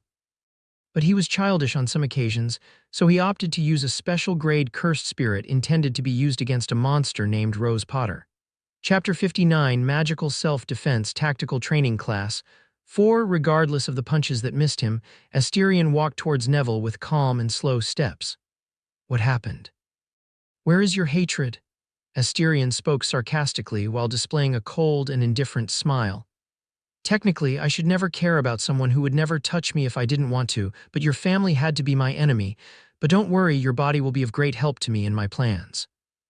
Feel honored, Neville, for you will finally be useful." He spoke, but his voice could not be heard by others except himself and Neville. Neville, who heard everything, gritted his teeth. His blue eyes were so cold they could probably freeze the go-by desert. He spoke to Asterion for the first time. "If it weren't for your cursed family, my parents would be fine," he said. "I would have a happy family, and my grandmother wouldn't look at me with disappointment. I swear by all that is sacred, I will kill you and your cursed family," Neville finished, stepping back as he assumed a fighting stance. His hoarse and cold voice hung in the air. "Ha ha ha!" Asterion laughed. He pushed his hair back and smiled, displaying a sadistic and malicious grin. "I wouldn't complicate things, but because of your words, you and anyone you care about will suffer," Neville Longbottom. At this moment, your grandmother is sitting in an armchair in the living room, looking at the portrait of her son and daughter-in-law above the fireplace. With each word Asterion spoke, Neville's pale face grew paler. "Neville, I will break you," Asterion spoke, his eyes cold. "I will destroy your family during the Christmas holidays in December. In the meantime, I want you to know that I will be watching you every moment. I want you to know that I will be coming, and you can't do anything to stop me. You will be a prisoner of your own paranoia while I delight in watching you and your family burn in the flames, just as London burned once." Asterion finished, mere inches from Neville. The boy remained completely paralyzed, shocked by the disturbing threat. Asterion reached out and grasped Neville's neck, whispering in his ear, "See, just a movement of my hand and your neck will snap. How does it feel to have your life in someone else's hands? Do you hate yourself? Do you hate your weakness? Do you hate the fate that made you this way?" Asterion looked directly into Neville's eyes as he spoke. Releasing Neville's neck, Asterion smiled gently as he held his face with kindness. "I will kill you, it will be painful and cruel, but don't blame me, blame yourself for being weak and incompetent. Weakness has always been the original sin of the world." Without caring about what he had done to a 13-year-old teenager, Asterion stepped back and snapped his fingers, releasing the sound vacuum around them. Turning to Professor Irene, Asterion spoke with a calm and indifferent tone. "I surrender, Professor. Neville has won." He then turned back to Neville and spoke coldly. Enjoy the taste of victory, Neville, for it will be the only triumph over me you'll have. Think of it as my mercy toward you. You see, I am very kind." With that said, he exited the ring, indifferent to the stares falling upon him. Irene looked at Asterion walking away and at the terrified, still frozen Neville. Like a veteran Auror, she could imagine what Asterion had said to Neville. The hatred between House Longbottom and House Black wasn't a secret, although this hatred was only on the part of House Longbottom. Technically, House Black had never done anything against House Longbottom. The tortures suffered by Alice and Frank Longbottom were caused by Bellatrix Lestrange and her husband, along with other accomplices. Apart from Bellatrix, who was born a Black, House Black hadn't actually done anything against House Longbottom, but since House Longbottom didn't have a target to channel their hatred towards, they focused on House Black. Irene sighed and looked pityingly at the boy. She didn't know how he had been accepted into Hogwarts, but it was foolishness to live under the same roof as their enemies. As for speaking up for Neville, that thought never crossed Irene's mind. Going against a special grade wizard. Sorry, she wasn't so altruistic as to want to sacrifice herself for a student. Among the Gryffindor girls group, Rose frowned with displeasure. While the others couldn't hear the words exchanged between the two, she could, and every cold and sadistic word impacted her mind. Asterion had revealed himself to be cold, cruel, and incredibly sadistic. It was a side of him that Rose had never witnessed before, a dark and obscure side that she didn't appreciate one bit. She preferred his sarcasm, his honesty, and the noble behavior he usually displayed, worthy of a true noble, not the cruel and sadistic monster she was seeing at that moment. With clenched fists, Rose stared at Asterion with determination. "I won't let you succumb to the dark side, Starlight." As for Neville, Rose was determined to help him. In her eyes, he was blaming the wrong people. Transferring someone else's sins onto another just because of their family ties was incredibly wrong. She would help both reconcile, even if it meant throwing a few punches at both boys. In the Slytherin boys group, no one spoke or attempted to initiate a conversation with him. Even a fool like Draco could see that Asterion was in a bad mood. The temperature around him even seemed slightly colder than the surrounding environment.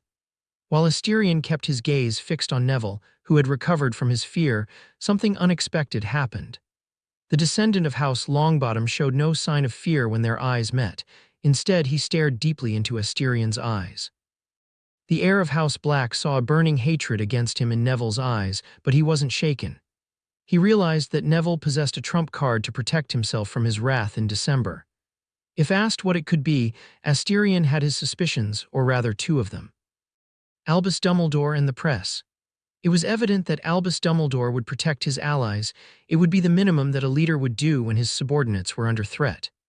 Neville could also use the press to warn about the imminent attack from Asterion against House Longbottom, causing many to turn against him. However, if Neville thought that Asterion would back down in the face of the most powerful man in the world, he was mistaken. Asterion was determined to wipe out the entire House Longbottom, indifferent to the consequences. He didn't care if he was discovered. He would even attack during the day to witness the horror on Neville's face when the time came. As for the consequences of his actions, Asterion was aware. He would likely be labeled as the Dark Lord, but even in the face of such serious consequences, he wished to send a clear message, a bloody and cruel message to everyone, enemies and allies alike. Especially with the imminent arrival of Voldemort and the potential civil war within the Pure Blood faction. Suddenly, as Asterion was deep in thought, he felt his hand being held and his fingers intertwined with slender ones. In the next moment, he felt another soft and delicate body pressed against his own. He didn't need to see to know who was holding his hand and leaning on him. There was only one person who could do that: Daphne, his fiancée. Looking sideways, he found her head resting on his shoulder, looking directly at him with a gentle and warm gaze. The anger Asterion felt when Neville spoke about killing his family faded like ice in the sun in the face of that warm gaze. He said nothing, and Daphne remained silent. Chapter 60 School Council. In the Slytherin Common Room at Hogwarts, Asterion found himself relaxing, savoring a glass of whiskey as he let his thoughts wander freely. The explosion of emotions that occurred in the tactical magical self-defense training room led him to an inescapable conclusion. It was urgent for him to learn to better control his emotions. Asterion, despite being human, acknowledged his flaws. His need for familial affection was a vulnerability that could be exploited by anyone with enough power and courage. Therefore, he committed himself to further refining his emotional control, determined not to expose such feelings in front of his enemies again. However, mastery over his emotions did not mean that Asterion would hesitate to destroy the Longbottom house.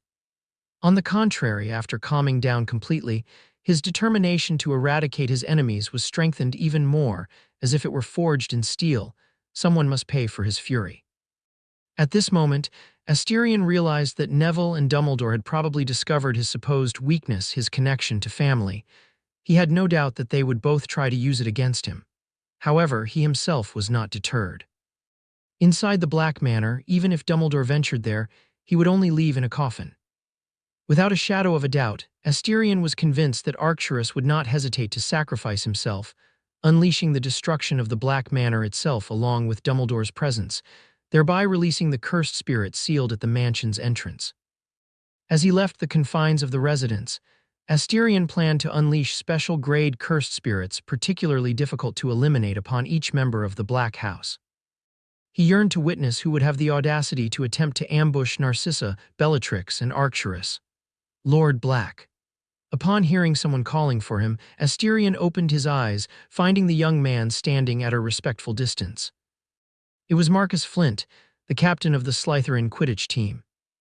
Headmaster Snape asked me to inform you that your presence has been requested at the Hogwarts School Council chamber, the boy said, bowing slightly and avoiding direct eye contact with Asterion as he spoke respectfully and courteously. Upon receiving this news, Asterion knew that the plan to pressure the school council regarding Quirrell's attack had been successful. He imagined the scandal that would ensue if the information leaked that one of the students had been attacked by a Hogwarts professor. He could even imagine Rita Skeeter creating chaos with just those words. "Thank you, Flint." Showing a satisfied smile, Asterion thanked him and placed the glass of whiskey on the glass table. He stood up and left the Slytherin common room. The Hogwarts School Council chamber resembled a conventional courtroom, although devoid of the chairs intended for jurors and the audience. Asterion stood on a platform in the center of the hall, carefully observing the elevated table where 11 people were seated in chairs of ancient and noble appearance. There were 5 women and 6 men. Among them, one stood out, Albus Dumbledore, occupying the central chair. Of the other 4 female members, Asterion recognized only one. It was impossible to forget the woman who invited him to join a secret organization called HEIR at his birthday party 3 years ago. Even now, as she stared at him, one of the most powerful men in England, he detected the same arrogance in her gaze, skillfully concealed beneath a serious and elegant demeanor. Honestly, Asterion couldn't understand where such confidence came from for someone to display such arrogance in front of him. "Thank you for coming so promptly, HEIR Black," Dumbledore said with a gentle and warm smile directed at Asterion. "After much deliberation from this council, your request has been accepted." "Congratulations, HEIR Black. You have been accepted into the exorcism course. As an exorcist, I hope you maintain prudence in your judgments, justice in your heart, and the courage to face death with serenity," continued the Hogwarts headmaster, his blue eyes like a lake fixed on Asterion with a serious and encouraging gaze. The other council members nodded in agreement. The woman from the secret organization, Verica Bluckthorn-Snide, spoke kindly. "I wish your career as an exorcist to be a success, HEIR Black."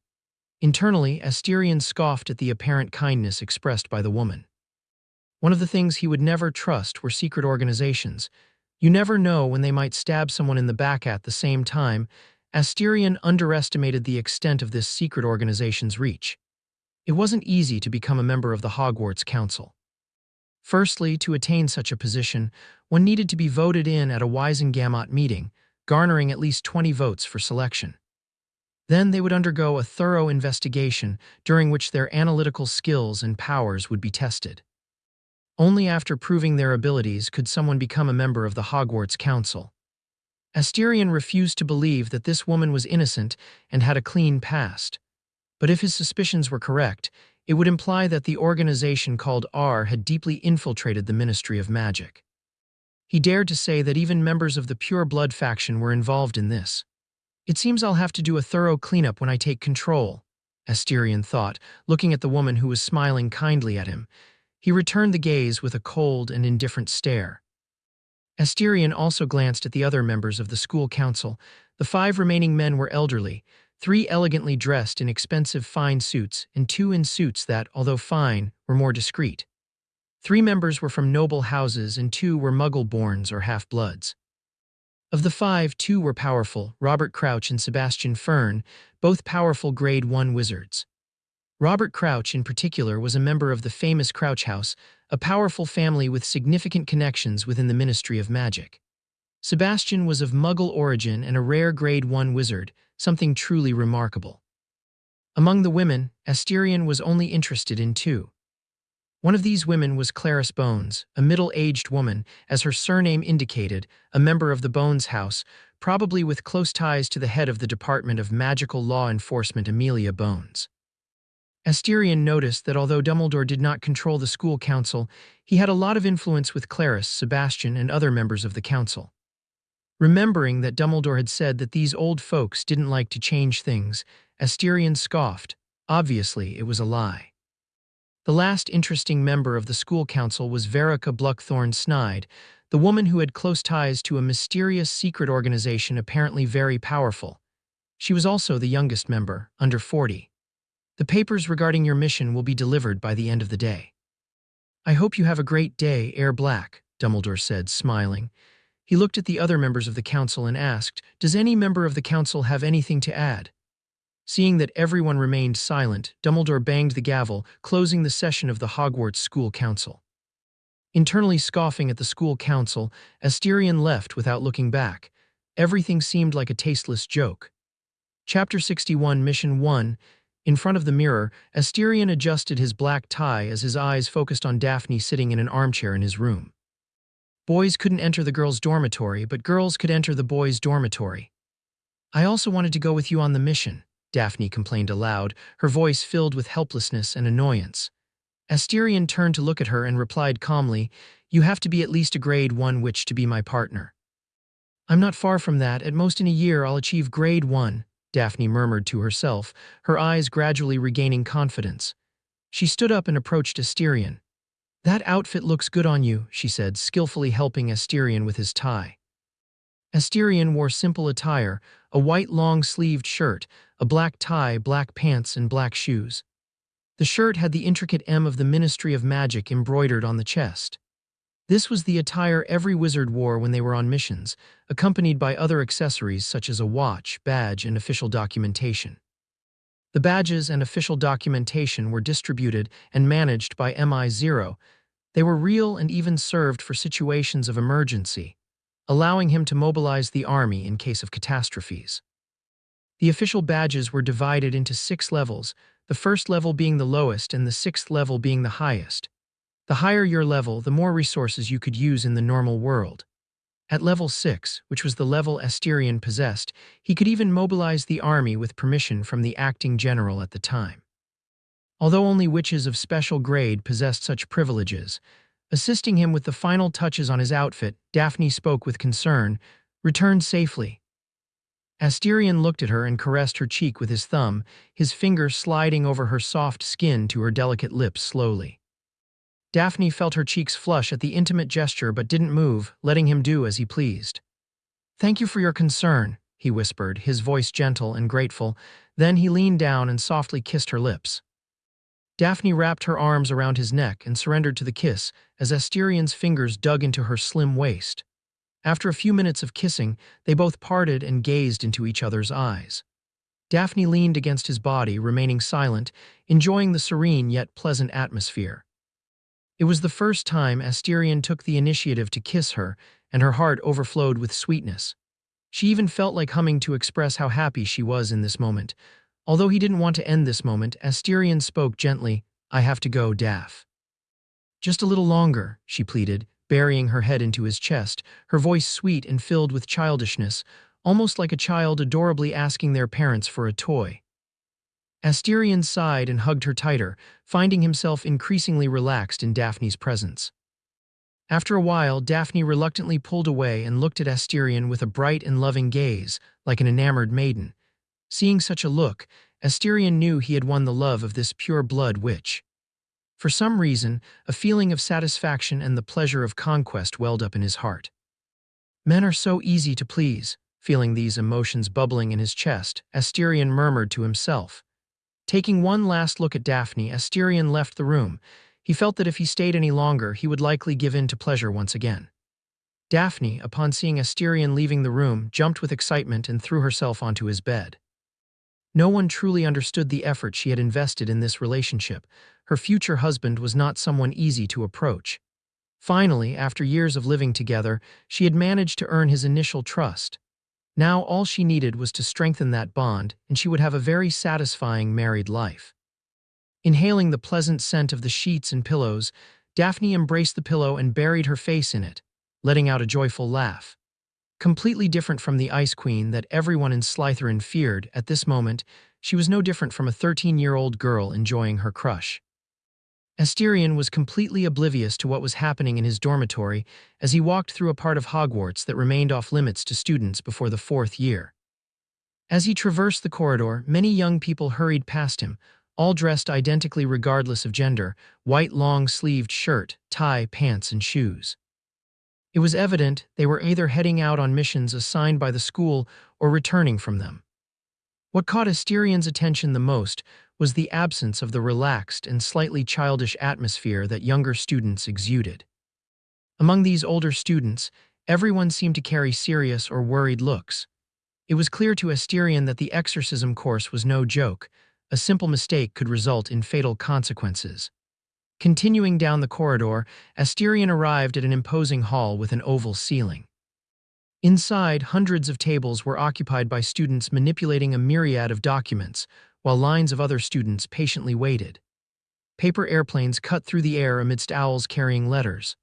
Although the environment seemed chaotic at first glance, there was a strange quietness hanging over the place, broken only by the sound of stamps and occasional whispers. Walking up to one of the lines, Asterion waited patiently until it was finally his turn, which didn't take long as the students were very quick in processing the documents. Upon reaching the table, a 7th-year student greeted Asterion, but she didn't look up, focused on analyzing a document in her hands. "Badge number and mission details," she requested. Asterion retrieved the badge from his pocket and handed it to the young woman, along with a sheet containing the mission information. The badge displayed the symbols of the Ministry of Magic and MI0. Next to the M representing the Ministry of Magic was a wand. Next to the M symbolizing MI0 was a sword. Below the two symbols, 6 stars indicated Asterion's level. Luy's briefly lifted her gaze and found the badge. The next moment, her eyes widened as she observed the 6 stars shining particularly brightly on the badge. She took the paper containing the mission information and read it carefully. Luy's took a deep breath and looked up, meeting red eyes, and didn't even need to glance at the badge to know that she was facing the 2nd Special Grade Wizard of England and the 32nd in the world. She took the badge offered by Asterion, checked the number on the mission information, and stamped the paper with a seal that read, "Pending." After that, she made a copy of the document and handed the original back to Asterion. Returning the badge to Asterion, she spoke calmly and politely, "Lord Black, please note that a Class 6 badge has privileges to bypass any queue. Your missions are important, so there's no need for you to wait and potentially delay mission fulfillment." Asterion nodded and pocketed the badge and the paper containing the mission information. "Thank you, milady," Asterion thanked and left. Luy's watched his back and smiled. She hadn't expected to have the chance to stamp a special grade mission. "I'm going to make a personal copy for myself and put it in a picture frame. My sisters will be so jealous," Luy's murmured to herself with an excited smile. Chapter 63 Mission 2 England, Nottinghamshire, City of Nottingham. In the heart of Nottingham, a dark car glided smoothly to a stop in front of an imposing building, the MI0 branch in Nottingham. As the car parked, the door opened and Asterion in the back seat observed the middle-aged man with a slightly surprised expression.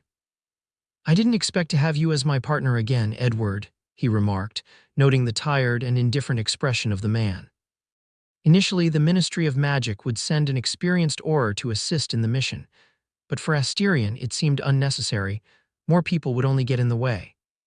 However, the presence of an MI0 agent was crucial, not only for their familiarity with Muggle customs and laws, but also for dealing with official matters involving police and military. Edward Grey, flicking cigarette ashes onto the ground, replied casually, "Believe me, I'm as surprised as you are. It seems the higher-ups thought it important for us to work together." "Familiarity always helps," Asterion agreed, approaching and extending his hand. "I hope we can work well together, Agent Grey." Edward shook his hand firmly, looking at Asterion with determination. "I hope the same, Agent Black." After the greeting, Edward got into the car and they drove through the streets of Nottingham. Inside the car, Edward pulled out a clipboard with dozens of papers. "The first time we discovered this cursed spirit was 6 months ago. 2 children were already missing when field agents detected traces of negative magical energy in the area," Edward narrated as he looked at the paper containing reports from Hogwarts Auxiliary Course. "The next time the same negative residues were detected, 6 people disappeared. This was 6 blocks away from the first attack," he spoke, looking at Asterion with a serious gaze. Asterion also wore a serious look, not because of the power of the cursed spirit, but because of what it represented. A cursed spirit that has left its place of origin. It is commonly known that cursed spirits do not stray from the place of their origin, but in some rare cases, the cursed spirit may indeed move away from its place of origin. These cursed spirits were the most problematic, not only because they moved regularly, but also because they rapidly grew in levels of power. They not only grew quickly, but were also more intelligent, as much as a normal person. This type of cursed spirit had already surpassed primitive instincts and could think rationally. Fortunately, being as intelligent as a normal person does not equate to wisdom, so like normal serial killers, these cursed spirits had regular hunting grounds to satisfy their hunger, much like any territorial animal. "What's the estimated hunting area?" Asterion asked, furrowing his brow. "About 50–60 km, Edward replied, looking at the information on the paper, his expression grim and cold. "That area covers almost the entire city of Nottingham," Asterion murmured, taking in his words. "Perhaps it's a special or semi-special grade cursed spirit. Report to the military and proceed with the evacuation of the entire city," Asterion declared after hearing the size of the hunting area, looking at Edward with a cold expression. Nottingham had about 300,000 inhabitants, and if a fight were to break out in the city, it would be a catastrophe for this historic city. Although it could also be a Grade 1 cursed spirit, it was better to be cautious in case it was not just a simple Grade 1 cursed spirit. Edward nodded and took his cell phone out of his pocket, dialing a specific 3-digit number 003. The call was accepted almost instantly. "Supernatural Emergency Central. Red code for the city of Nottingham," Edward spoke with a heavy voice. "For confirmation of your identity, please state your badge number." The male voice became serious. 145,544, Edward replied. "The badge number of the wizard on site," the voice asked again. 002, Asterion whispered, sitting next to Edward in the car. 002, Edward nodded to Asterion and responded. It took about 5 seconds for Edward to be responded to. "Confirmation successful. Good luck, Agent Grey and Black. God bless Nottingham," the male voice replied, his voice serious and slightly nervous. "May your prayers be answered, Central," Edward spoke calmly, certainly noticing the nervousness in the man's voice, but he didn't inquire further. It was quite obvious that the man had some relatives in Nottingham. Asterion heard everything and remained indifferent. As for haste, there was no need. Acting prematurely would only result in more chaos and deaths. He would refuse to act until the city was evacuated, or at least until the cursed spirit was successfully located.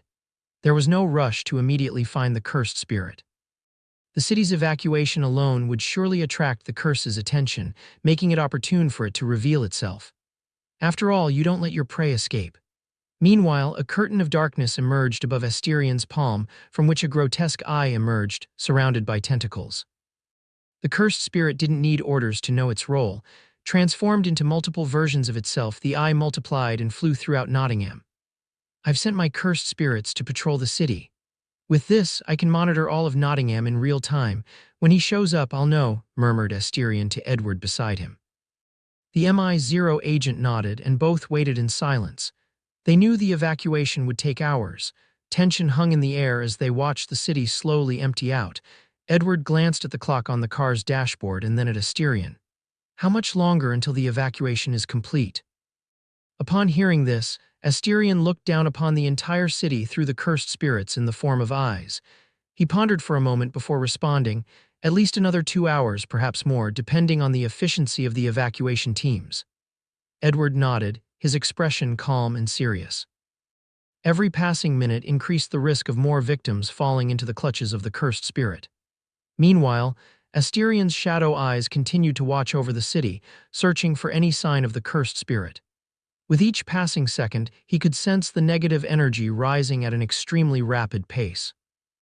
Asterion knew that the evacuation had left people fearful, nervous, and filled with anger, emotions highly conducive to times of high stress. At the same time, all this negative magical energy was writhing and heading towards a specific location. It seemed that the cursed spirit had noticed the drastic change in the city's environment. Finally, after an agonizing wait, one of Asterion's shadow eyes detected suspicious activity in a residential area south of the city. "Residential area south of the city," Asterion murmured, his voice laden with a cold intent to kill. Edward nodded and took out his cell phone from his pocket. "Central, it's in the south of the city." "Affirmative, Agent Gray. I'll be reporting to the general in charge of the evacuation operation," the male voice responded immediately. The car's driver quickly headed south towards the city of Nottingham, Chapter 63, Mission 3. As the car swiftly traversed the empty streets, Asterion inside the car showed a cold smile. Through the eyes of darkness, he had successfully located the cursed spirit. Without caring about the surprised looks from Edward and the driver, he opened the car door and, regardless of the high speed, leaped from the car. In mid-air, Asterion summoned a kind of huge manta ray and landed on it at high speed.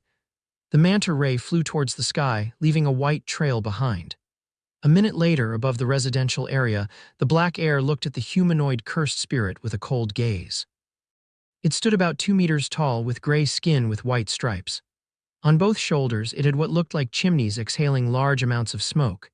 Its oval head had terrifying and ugly features, and it possessed particularly dark claws, resembling weapon holes. He confirmed it was a special-grade cursed spirit. "I found you, filthy insect," Asterion spoke, smiling coldly. "Are you ready to be enslaved forever?" "Yuha!" The spirit let out a strange cry, as if responding to Asterion. Asterion understood what it was saying through the negative magical energy, though it was more emotion than words. In the next moment, the sound of a whistle similar to that of a steam train echoed throughout the city before a pillar of highly compressed smoke erupted. "Anger and fury with some traces of hatred," Asterion murmured, causing the manta ray beneath him to fly upside down, swiftly dodging the smoke. The attack, which missed Asterion, continued to wreak havoc, sending dust and debris flying. When the dust settled, Asterion looked at the ravine, a kilometer long and 50 meters wide, with a calm gaze. "Yuha-ha-huaha." The special-grade cursed spirit seemed to be laughing, a cruel and sadistic laughter.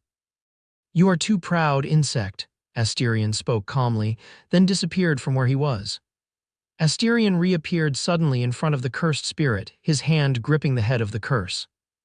The black air smiled coldly and forcefully slammed the cursed spirit's head onto the cold asphalt with shocking force, creating a crater the moment it collided with the street. The cursed spirit still seemed in shock at what had occurred, lying with arms outstretched, looking up at Asterion clad in his armor and gauntlets. "The game is not over yet. Let's play a little more, filthy insect," he said coldly, reinforcing his body with magical energy. Asterion raised his foot and kicked with all his might at the head of the special-grade curse. Boom! The entire area within 100 meters sank with the force, sending dust and debris from houses and asphalt flying into the air. The massive tremor reverberated throughout the city, shaking buildings within dozens of kilometers from the epicenter of the attack. In the air, swiftly dodging the high-speed smoke, Asterion floated upside down, looking down at the cursed spirit with a cold and calm gaze. "Yuha-ha-ha-ha-hua." Half of the cursed spirit's head was empty, the entire gray brain could be seen grotesquely contracting, but the entire wound regenerated the next instant. The cursed spirit looked up at Asterion in the air and brought its hands together as if holding a ball. A large amount of negative magical energy gathered into a large ball of dark blue energy. Then the cursed spirit threw it at him. Asterion remained indifferent, forming a seal with his hands.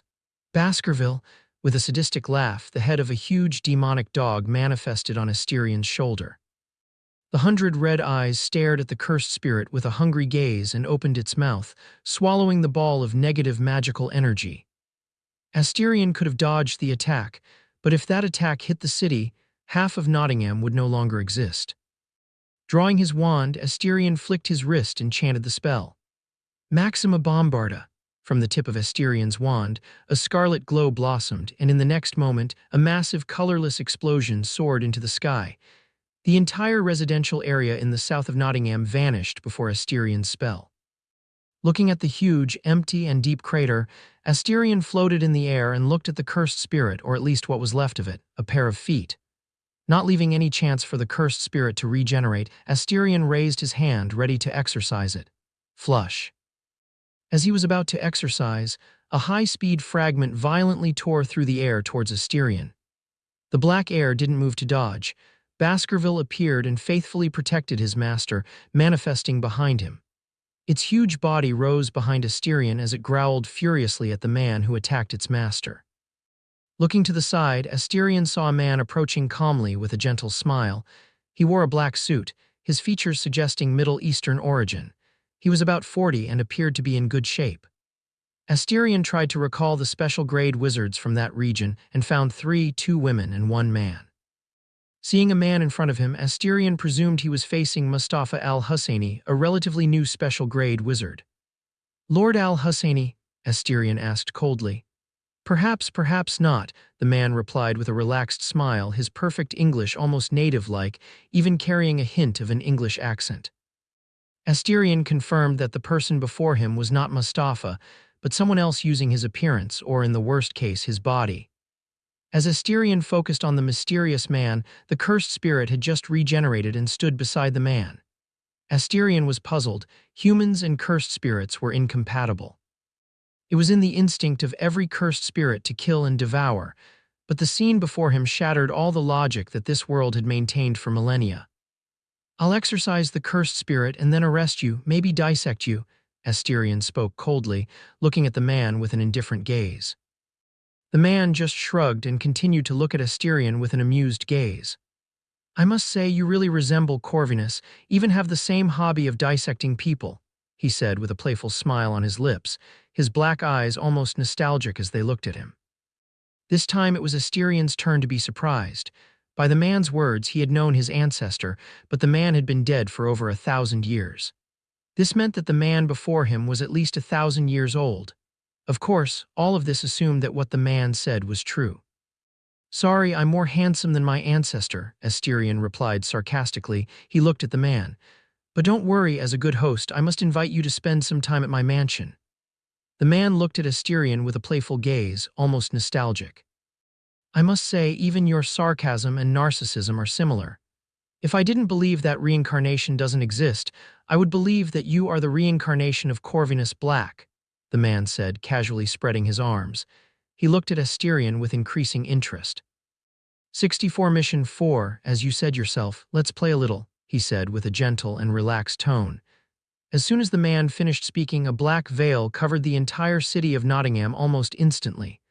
For the first time, Asterion showed a dignified look. He could do something similar, but not at such a frightening speed. This only showed that the opponent's mastery over barriers was extraordinary, but showing seriousness towards the enemy did not mean that Asterion was afraid of the man standing in front of him. "Play? Yes, let's play," Asterion spoke sarcastically, forming a seal with his hand. 11 gigantic whirlpools made of the purest darkness manifested above him in an instant. The massive amount of negative magical energy soared to terrifying levels, to the point where it was already affecting the world, making the environment within the veil even darker and more obscure. As long as one was on the island of Great Britain, the summoning of the 11 cursed spirits was felt by any wizard of grade 1 and above, almost like a beacon in the dark night. The entire Ministry of Magic was thrown into chaos by the alarm, showing the emergency of the situation.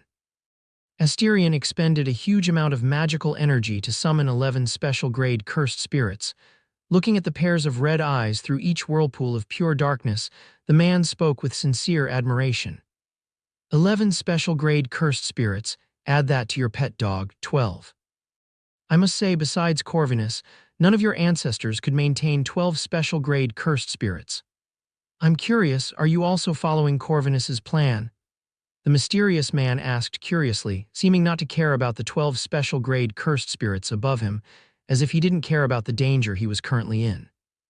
Asterion tensed upon hearing this, unable to help but look at the man with a shocked expression. As if seeing the shocked look on his face, the man spoke gently. Don't be surprised, I was the one who gave the idea to Corvinus, he just perfected it. He continued speaking, unfazed by the surprised look on Asterion's face. You know the reason for Corvinus's monstrous hatred against the cursed spirits? Believe me when I say it's not just because of racial differences. Corvinus had a twin sister. Unfortunately, she was killed by a cursed spirit when the poor girl awakened her magic. Corvinus witnessed his sister's death and awakened his innate technique. He unconsciously used his sister's soul and turned it into a cursed spirit. The cursed spirit was powerful, perhaps the most powerful I've witnessed in the 2,000 years I've walked this world. Unfortunately, he hid the cursed spirit well, as I never saw her again. The man spoke with a disappointed look, looking at Asterion. Asterion couldn't help but think of the statue at the entrance of Black Manor.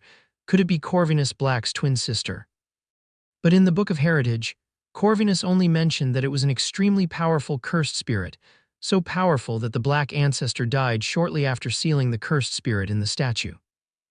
Because of the hatred he felt at that moment, he always sought to eliminate all cursed spirits from the world, an ideal to cleanse this dirty and corrupt world.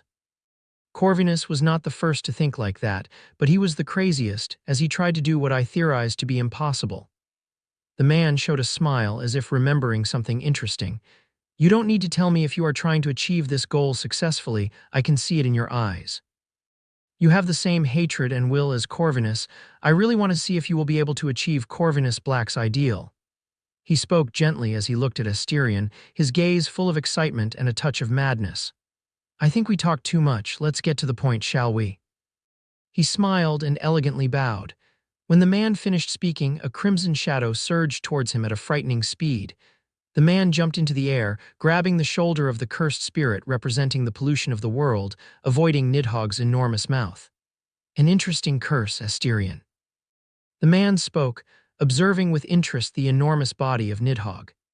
Did you use the body of a basilisk as the main idea or an eastern dragon? Asterion just coldly huffed and remained silent, feeling like things were slipping out of his control. The mysterious man using the body of another special-grade wizard was too calm, even surrounded by 12 special-grade cursed spirits. It was as if he could escape at any moment. But even if he lost all the information the man possessed, Asterion was determined to kill both the special-grade curse and the mysterious man. Forming another seal, Asterion murmured, Mesarthim Adamas. From another vortex of pure darkness, another figure emerged, resembling a gigantic sheep with bright blue eyes, but instead of wool covering the animal's body, it was 10,000 diamonds. Asterion felt the magic from his body being drained relatively quickly. He estimated it could supply the magical energy of 3 special-grade cursed spirits for a few hours. As the mysterious man looked confused at the enormous sheep covered in diamonds, his face drastically changed upon seeing a colossal cloud of sparkling particles approaching from all directions at an alarming speed. The man didn't hesitate. He threw the special-grade cursed spirit in his hand and used it as a shield while quickly drawing a wand. Pointing it towards the cloud of tiny diamonds that seemed to penetrate everything, the man murmured in Greek. Alpha Lambda Lambda Alpha Gamma, note, means change in Greek when he chanted the spell in Greek. A field of energy manifested around him. As tens of millions of tiny diamonds collided with the force field, they transformed into feathers, gently brushing against the man. As the man was about to exit the force field, massive crimson bolts bathed the ground in pure destruction and ruin. Looking up, he saw the enormous 6-eyed, 2-mouthed eastern dragon manipulating an infinite amount of lightning bolts. Damn it, Corvinus, Salazar, your descendant is an interesting one, the man cursed, though there was a playful smile on his lips. Suddenly, the man's face changed upon seeing both of Asterion's hands coming together to form a very special seal. Asterion joined both thumbs, index fingers, and pinkies, forming a seal very similar to the one Sukuna used when activating his domain expansion. Looking coldly, Asterion sarcastically smiled. He knew that Adama's and Nidhogg's attack couldn't kill the man, but it could delay him enough for Asterion to finish casting the ultimate technique of an inborn technique. Asterion murmured calmly. Rose's eyes widened as she read the words below the title. Rose just widened her eyes and read everything with a shocked look on her face. How on earth did something so drastic happen in just one night? Read further down, Hermione murmured to Rose. There's more. Rose followed Hermione's words and held her breath as she saw the title. Rose quickly flipped to the next page of the newspaper. Damn it. After finishing reading, Rose couldn't help but curse out loud. Clutching her hair, Rose groaned in frustration. She still didn't understand how things could escalate so quickly and so dramatically. What are you going to do, Rose? Hermione asked with a clearly worried expression. I can't do anything to mediate, Hermione. If I go to Israel, they might see it as a threat from England. One high-level wizard means negotiation, 2 special-grade wizards mean war, Rose said, visibly discouraged. As she mentioned, Israel would only see hostility if she arrived to mediate between the 2 nations. Mustafa, when I find you, I'm going to punch you so hard your mother probably won't recognize you when she sees your face after our fight, Rose muttered, her fists clenched and a frosty smile on her face. Let's go, Rose stood up. Where to? Hermione followed her friend and stood up as well. To Professor McGonagall, she must know more about the incident. Rose replied, walking out of the dining hall. Hermione quickly ate her toast and followed Rose with the toast still in her mouth. Chapter 67, Aftermath of the Attack 2 in Professor McGonagall's office. Minerva was behind a desk, busy with a pile of papers on the table. Every time she reviewed a document and stamped it, she whispered, "Damn you, Albus Dumbledore, you left and saddled me with this cursed pile of papers to authorize." Minerva found she would rather fight a team of trolls than battle these damned papers. If Albus ever asked her to take over as head of Hogwarts, she would refuse without a second thought.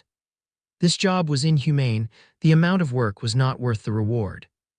Besides, the salary was far too low. As Minerva grumbled through each report, the door to her office was opened without warning. Frowning in displeasure, she watched her 2 favorite students enter her office, both bearing different expressions, one worried and the other visibly angrier. Had it been any other student, she would have scolded them, even punished them severely for entering her office without knocking. But she had a deep affection for these 2 girls, so she remained silent, yet with a stern expression. Miss Granger, Miss Potter, a lady should not invade someone's personal space in such a manner.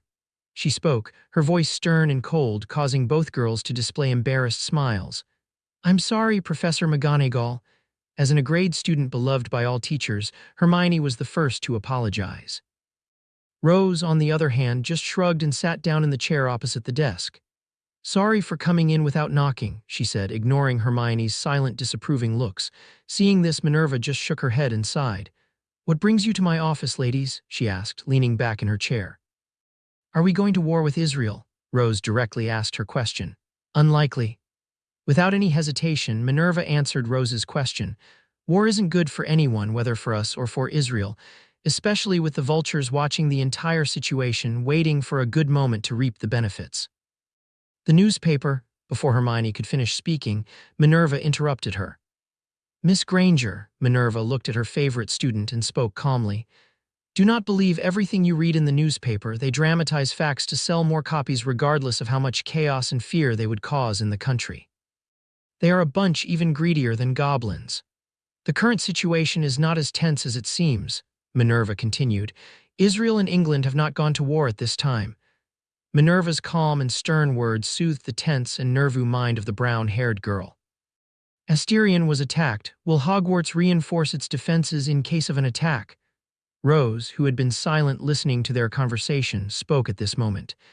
Minerva adjusted her glasses, which had slipped slightly, and replied with a touch of pride in her voice. Miss Potter, you need not worry about that. Hogwarts is one of the most magically secure places in the known world. Should Hogwarts be attacked, we don't need to reinforce our defenses, the attackers will need to reinforce their attack. Honestly, Minerva wasn't exaggerating in the slightest. Hogwarts was built above one of the world's ley lines, and the magic drawn from the ley line fueled Hogwarts' defenses at all times with nearly infinite magical energy, especially the enormous barrier that covered the entire castle, protecting it from all directions, including from below the ground. However, there was something that made Minerva tense and cautious. That was Voldemort possessing the body of Quirinus. Yes, Hogwarts was impregnable from the outside, but every defense had a weakness, and Hogwarts' defenses were no different in this regard. If the extraction of magical energy from the ley lines were to be interrupted, Hogwarts would be defenseless against attacks from high-grade wizards. Fortunately, the core of Hogwarts was even more strictly protected than the castle itself. Only the head of Hogwarts could enter the core without being killed by the magical defenses of the core. Rose was surprised. It was the first time she saw arrogance in the stern Professor McGonagall, which certainly took her aback, but she chose to trust in this enormous magical castle, though she still noted the concern the professor tried to hide. Hermione and Rose nodded, relieved by her words, or at least that was how Minerva felt, and both left the office feeling lighter. In the corridor, "Do you think she lied?" Walking alongside Rose, Hermione whispered to her friend with a worried look. Her heart raced when she talked about war. Rose replied, looking ahead. "She's hiding something, worried about something, especially after Professor Quirinus disappeared." Rose didn't tell Hermione that Quirinus was possessed by Voldemort. It was a piece of news she would hide if possible. Nobody needed to know that Voldemort had returned. She would find him, kill him, and the man would remain dead once and for all. Hermione looked at her friend with suspicion. She too saw that Professor McGonagall was worried about something and had withheld a lot of information, similar to Rose, who spoke in a very cold, almost murderous tone when it came to Professor Quirinus, who had disappeared a few days ago. Whether it was Professor McGonagall or Rose, both were hiding things from her, which made her sad and at the same time angry. She would find out what both were hiding.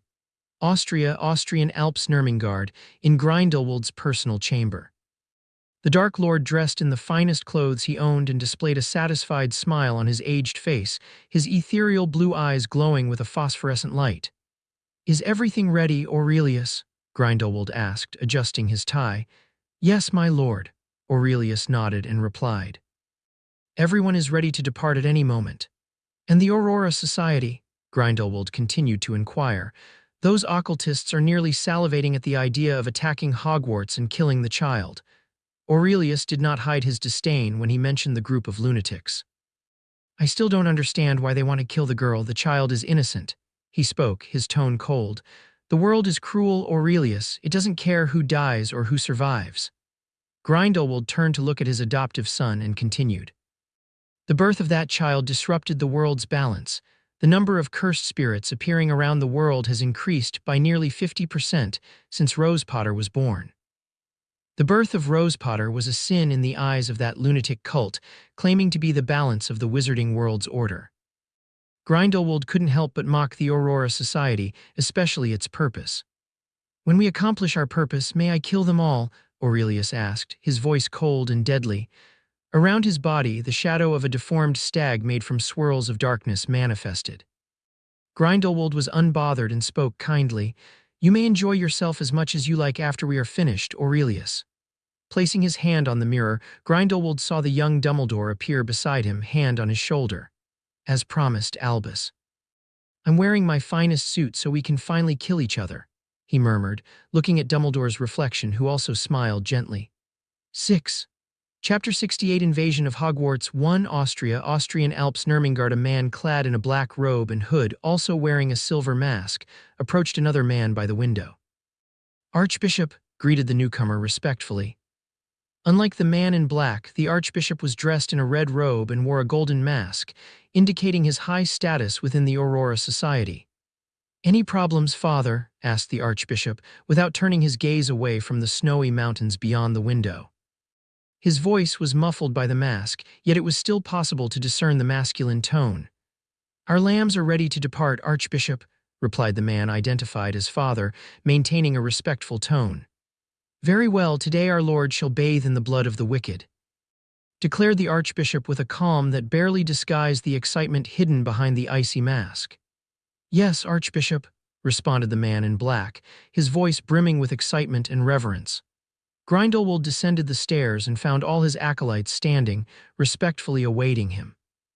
They were dressed in black robes adorned with the symbol of the Deathly Hallows embroidered on their chests with pride. There was no need for them to hide their faces. To them, they were heroes not yet recognized by the world. With a satisfied glance over his followers, Grindelwald turned his attention to the army beside the acolytes. Hundreds of zealots dressed in black robes and hoods, their identities hidden by black and silver masks, a look reminiscent of the Inquisitors of the Middle Ages. At the forefront of the zealots stood a particularly striking man, dressed in red priestly robes and a golden mask. Grindelwald recognized him as a special grade wizard. As for his true identity and the magical signature he was sensing, Grindelwald had no idea. He had never seen the Red Archbishop of the Aurora Society before. It was also possible that this man had managed to deceive his senses with an alchemical item or an innate technique. Grindelwald then shifted his focus to the third special grade wizard involved in this attack. He was a man of Middle Eastern features, dressed in an elegant black suit and with a meticulously groomed beard. This was Mustafa al-Husseini, the wizard who had attacked Nottingham the previous day and fought with the young Asterion. Despite the gentle smile that Mustafa displayed, Grindelwald merely scoffed inwardly at that smile. Having known the young Mustafa before, he knew him to be an honorable man, devoutly pious to his god. The man before him, however, was not the true Mustafa al-Husseini, but rather an ancient monstrous creature using his body. Note, Mustafa was based on Ishmael from the Wheel of Time. I simply loved the man's performance in the series. Faced with the situation, Grindelwald remained indifferent towards the man and positioned himself in front of the three groups, displaying a serene expression. "Let us begin," he said simply. In response, his acolytes began rhythmically beating on their chests, creating a melody that sounded serious and sacred. "Yes, my master." Without hesitation, Grindelwald apparated, immediately followed by all his acolytes. "May our Lord bless this holy crusade," declared the priest in the red robe to his followers, before apparating himself, chasing after Grindelwald. The other members of the Society of Dawn responded in unison, their voices filled with excitement and fanatical reverence. "Our Lord will bless our holy crusade." Soon after, they all apparated, following their leader into the glorious battle they anticipated. Left alone in Nurmengard, Herpo merely shrugged and murmured, "The youth today are too hasty." He smiled and apparated away. Indeed, things were getting very interesting. Hogwarts. Rose leaned against the window with the Potter family heirloom book in her hands. She was reading, more specifically, about the domain expansion section. She didn't find the supreme technique of innate witchcraft difficult. It involved raising barriers around and manifesting the innate technique within the barrier. Simple as that. Although it consumed a lot of magical energy for others, this wasn't a problem for her, who could virtually have infinite magical energy. The only problem is with merging blue and red. It's almost like creating a black hole in space in an instant.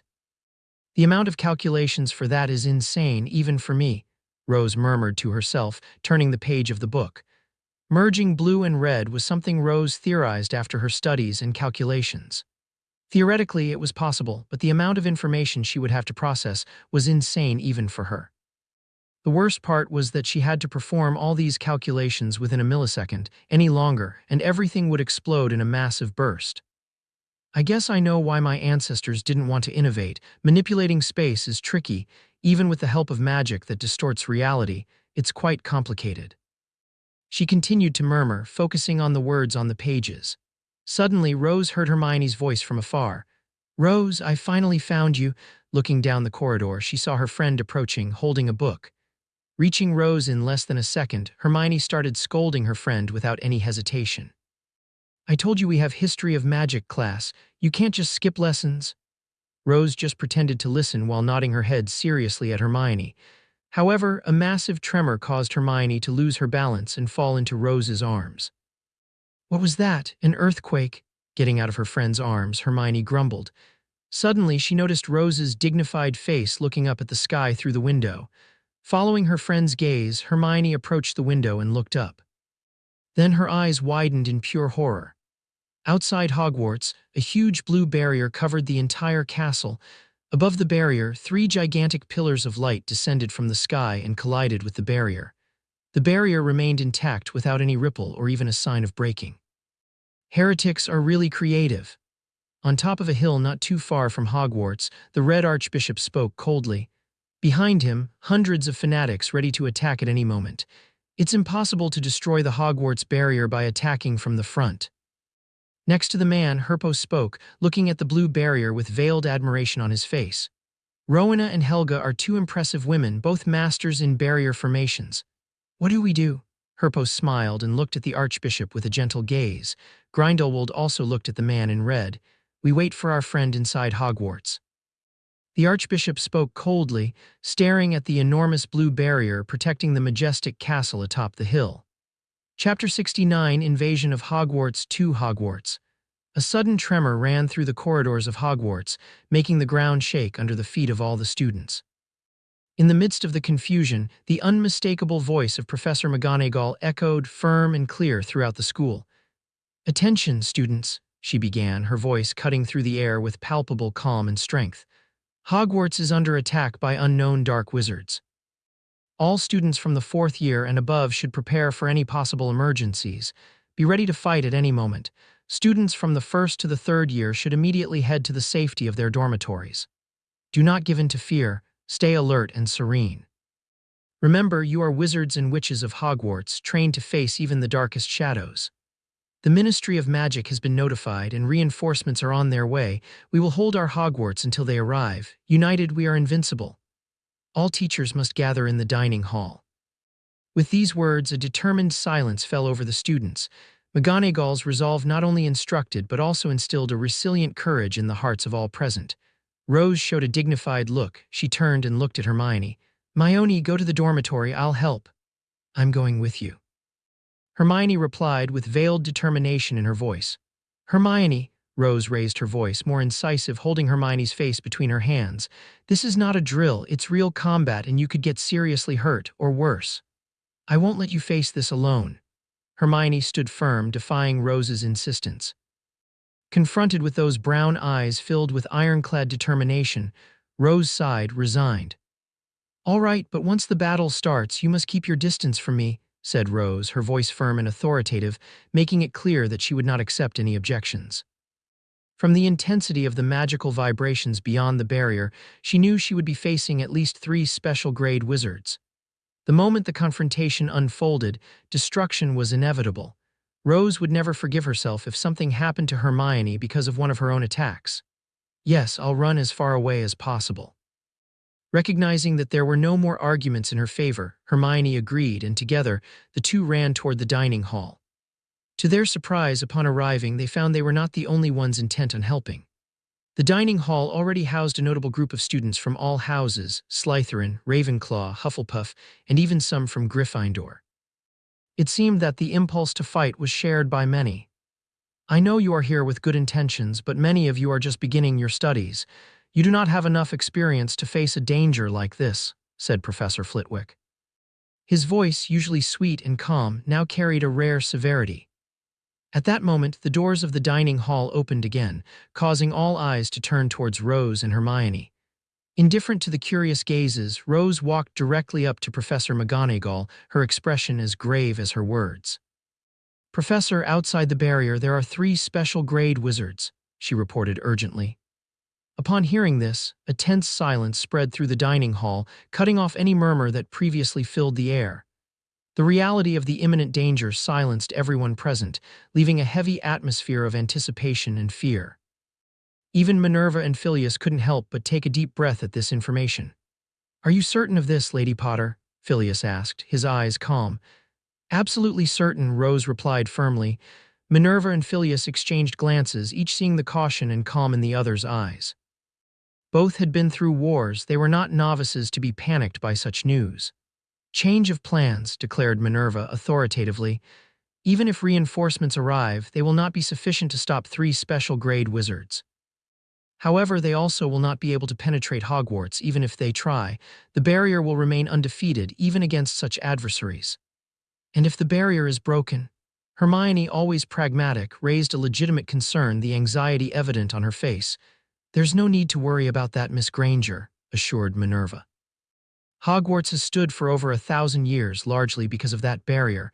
Even after a millennium, it represents the pinnacle of defense in the wizarding world." Turning to Phileas, she continued in a grave tone, "Albus is in Israel, and we do not know where Asterion is. I need you at the entrance to the core, even if it seems impossible that anyone could breach it, but it's never bad to be cautious." Filius nodded and obeyed the orders without question, like a seasoned soldier. Despite his short stature, the students present could not help but look at his retreating back with admiration. Looking down the dark and gloomy corridor, illuminated only by torches burning with flickering flames, two figures stop and dare not step into the corridor.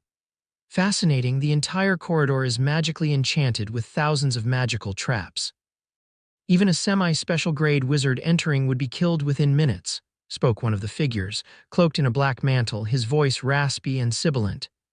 It was Voldemort parasitizing the body of Quirinus, or at least what was left of it. Voldemort's condition was dire at this moment. Half of Quirinus's face was rotting, with decomposing skin and maggots disgustingly moving underneath. Even walking was complicated for Voldemort at this point. The price for using the innate technique using another person's body made him pay a bitter price, which even with unicorn blood he could only return to his peak for a few minutes. As for Quirinus's consciousness, it had been long dead. Voldemort had killed him and completely occupied his body.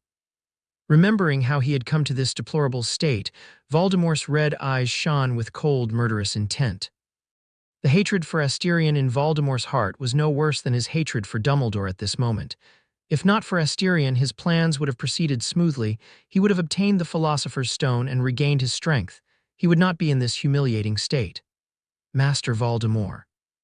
Hearing the old and raspy voice, Voldemort's scarlet eyes fell upon the old man beside him. Voldemort hid well the disgust and intent to kill in his gaze, facing the Hogwarts traitor. "Let us begin, Argus Filch," Voldemort spoke in a cold tone. The flickering torchlight partially illuminated the aged appearance of the Hogwarts caretaker. Voldemort watched, hidden in the shadows, as Argus Filch walked down the long, dark corridor, unaware of what he represented, inadvertently avoiding any magical traps. Whispering to himself with a note of surprise and irony tinting his cold voice, he reflected. Rowena Ravenclaw, with all her wisdom, probably never imagined that the defenses she designed would have such a glaring flaw. Not that it's her fault, of course. Who, after all, could have predicted that a muggle devoid of magic might one day work at Hogwarts? In her eyes, and those of all the founders, the idea of a muggle walking the halls of Hogwarts would be unthinkable. Yet this gap, this blind spot in the old school defenses, allowed someone completely devoid of magic to enter the core undetected by the defenses.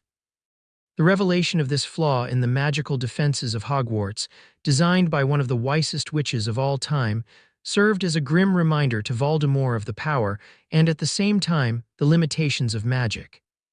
Magic was different from humans. It didn't think and couldn't alter itself to fix those flaws.